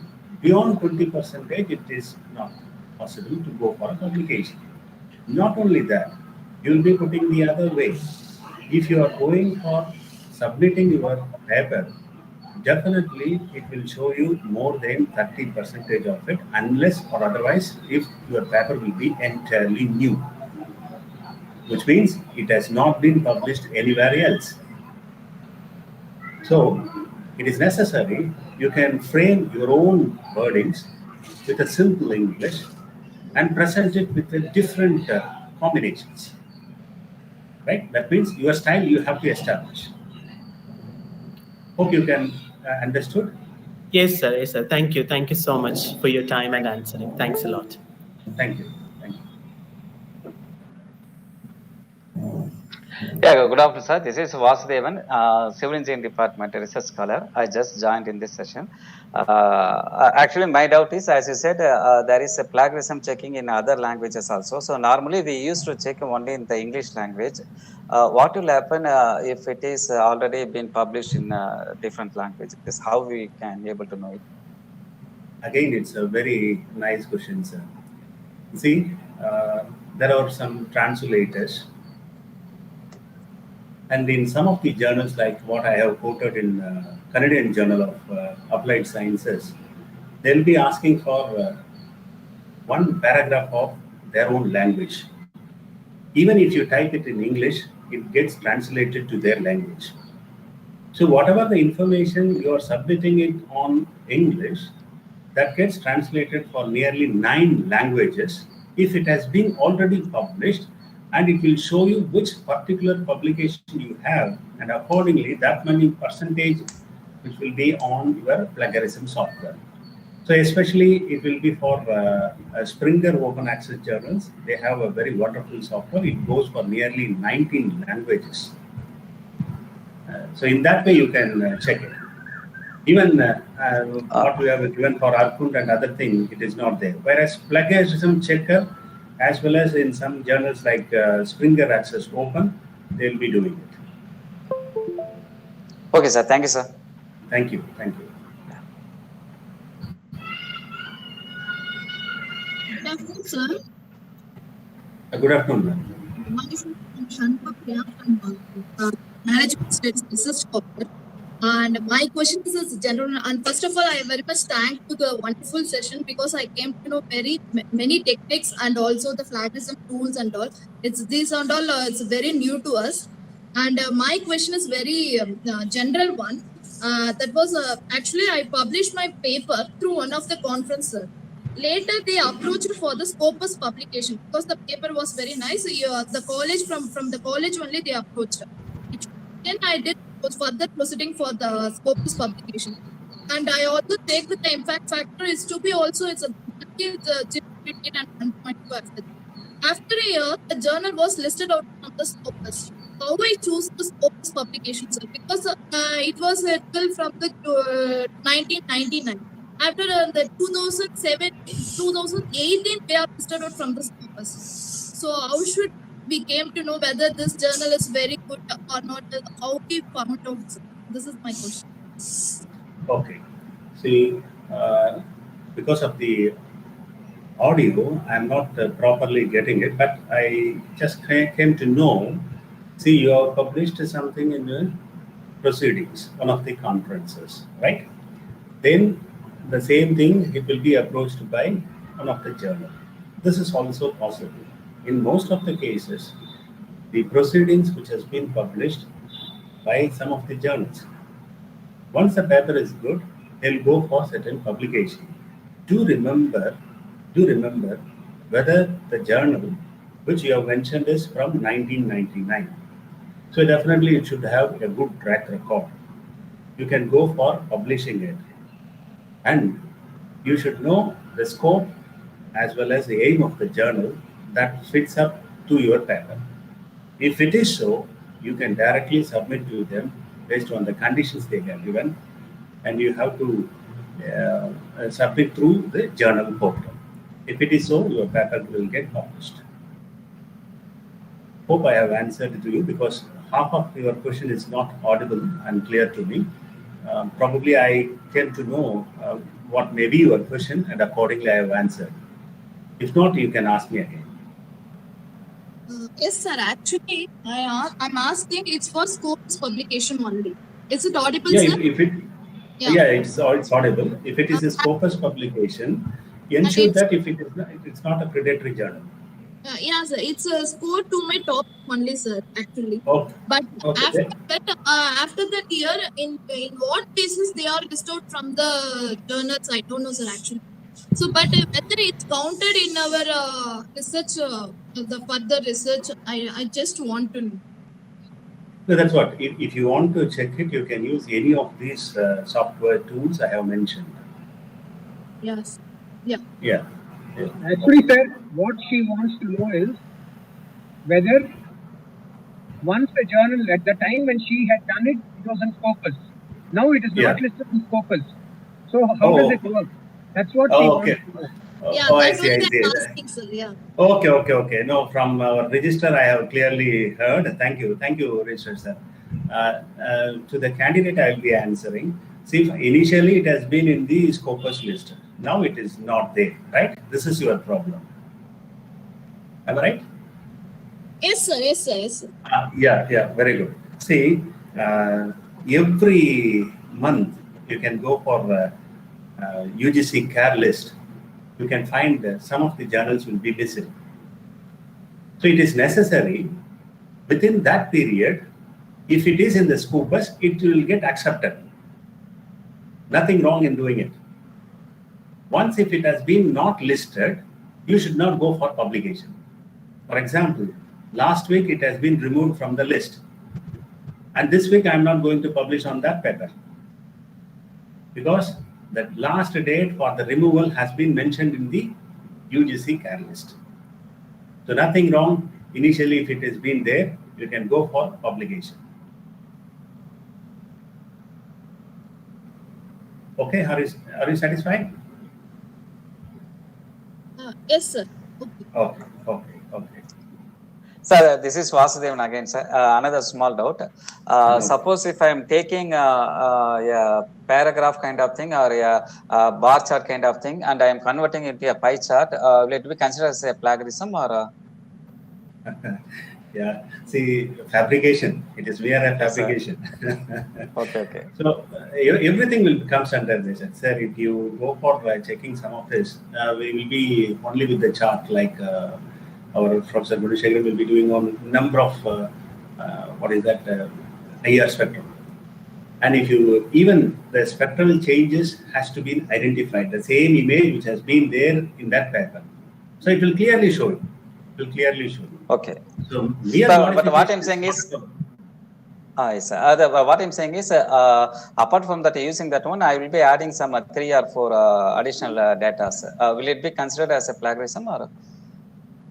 No, again, see, it should be entirely different. See, absorb that concept. You can create a new concept and you can present it in a different way. Then the plagiarism checker cannot check it. It can ignore it, because if it is already presented, it will be under court. Right? Okay, sir. Thank you, sir. Thank you. Thank you. Thank you, everyone, for the interesting question and the informative answer. Now it's time for certificate distribution. Thank you. Thank you. May I request Professor L. Mahesh Kumar, Registrar of Spire, to honor Professor Dr. S. Gunasekaran with Certificate of Appreciation. Thank you so much, sir, for being with us. Thank you, sir. Thank you, sir. Next, Thank you, I request Professor L. Mahesh Kumar, Registrar of Spire, to honor Professor M. Selvapandiyan with the Certificate of Appreciation. Thank you, Selvapandiyan, sir.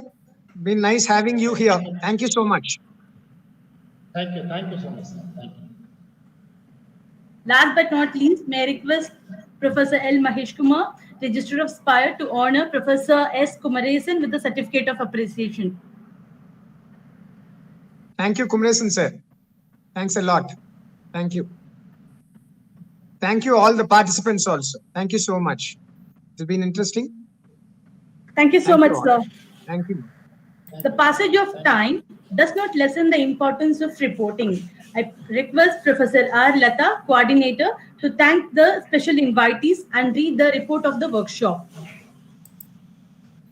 Respected and beloved Chancellor Madam, beloved Trustee Madam, Dr. T. Lasya, Honorable Respected Vice Chancellor, Dr. P. Dhananjayan, Dynamic Registrar, Dr. L. Mahesh Kumar, sir, a constant and consistent motivator, our Dean R&D, Dr. S. Gunasekaran, sir, enthusiastic Dean Madam, Dr. J. M. Madana, elegant Dean of Arts and Science and Management Studies, Major Dr. M. Venkatramanan, and guest speakers of the day, Professor M. Selvapandiyan, sir, Professor S. Kumaresan, sir, Deans, Advisors, IQAC Coordinator, Dr. R. Rani Hemamalini, Madam, Heads of the Departments, my dear colleagues, all our doctoral candidates, happy afternoon to one and all present here.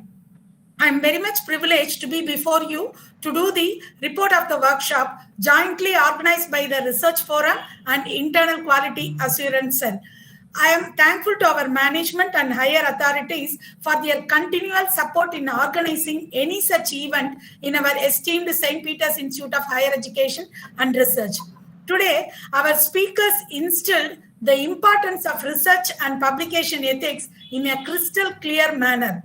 Our knowledge philanthropist, Tansa Awardee, Professor Sethu Gunasekaran, our sir, presented with small examples and stories about the databases and research metrics, the publication metrics, journal, author metrics, institutional metrics, country ranking, database for citation, quality of publication, impact factor, citation score, Simago journal ranking, Google Scholar database, H-index, G-index, citation index, and all its importance. How far it will be beneficial to improve our academic performance indices in an elaborated manner for the understanding of our young budding scientists of Spire. Professor M. Selvapandiyan, sir, PhD and Department of Physics, Periyar University, PG Extension Center, Dharmaburi, instantiated in our minds what is philosophy, meaning of philosophy as love of wisdom, branches of philosophy, how to achieve it, what is publication ethics, and how to follow the publication ethics in our research path. Also, he clarified the common types of scientific misconduct, redundant publications, violation of public ethics, and predatory publishing also. Thank you so much, Professor.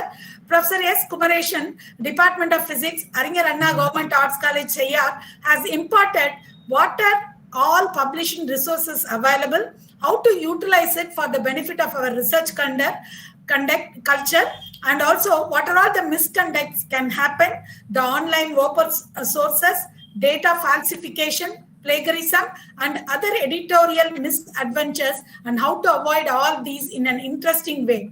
Thank you so much, Professor. Both of you are always our research supporters. Thank you so much for joining us in your busy schedule. I believe all our research scholars have gained lots of insights to proceed their research confidently. I wholeheartedly render my thanks to our Honorable Vice Chancellor, Registrar, Dean R&D, Dean Madam, Dean of Arts and Science and Management Studies, and special mention to speakers of the day, Professor M. Selva Pandian and Professor S. Kumaresan. Last but not least, I wish to thank and congratulate all the research scholars for their keen listening to fast forward their research by following all the learnings today. All the best to all of you. Special thanks to Janani for anchoring this event. I thank the Almighty for showering his blessings on all of us and guide us in the right path on all walks of research life. Thank you all. Thank you, ma'am, for the wonderful report. Sir, would you like to say something? Yeah, because we can go for national anthem. Okay, let's chant for national anthem. Yeah.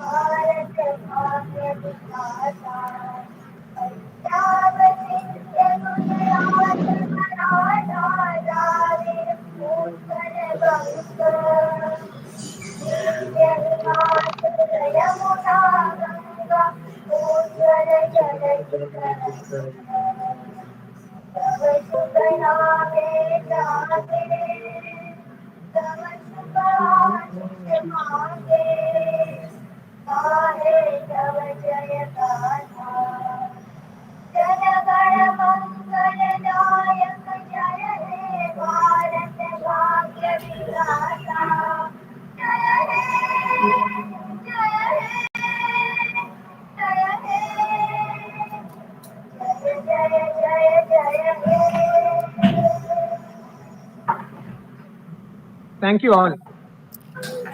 Thank you. Thank you, sir. Yeah. So thank you very much to all, sir. Thank you. Thank you, Thank you. Thank you. Thank you. Thank you.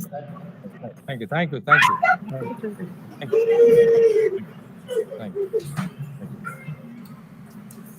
you.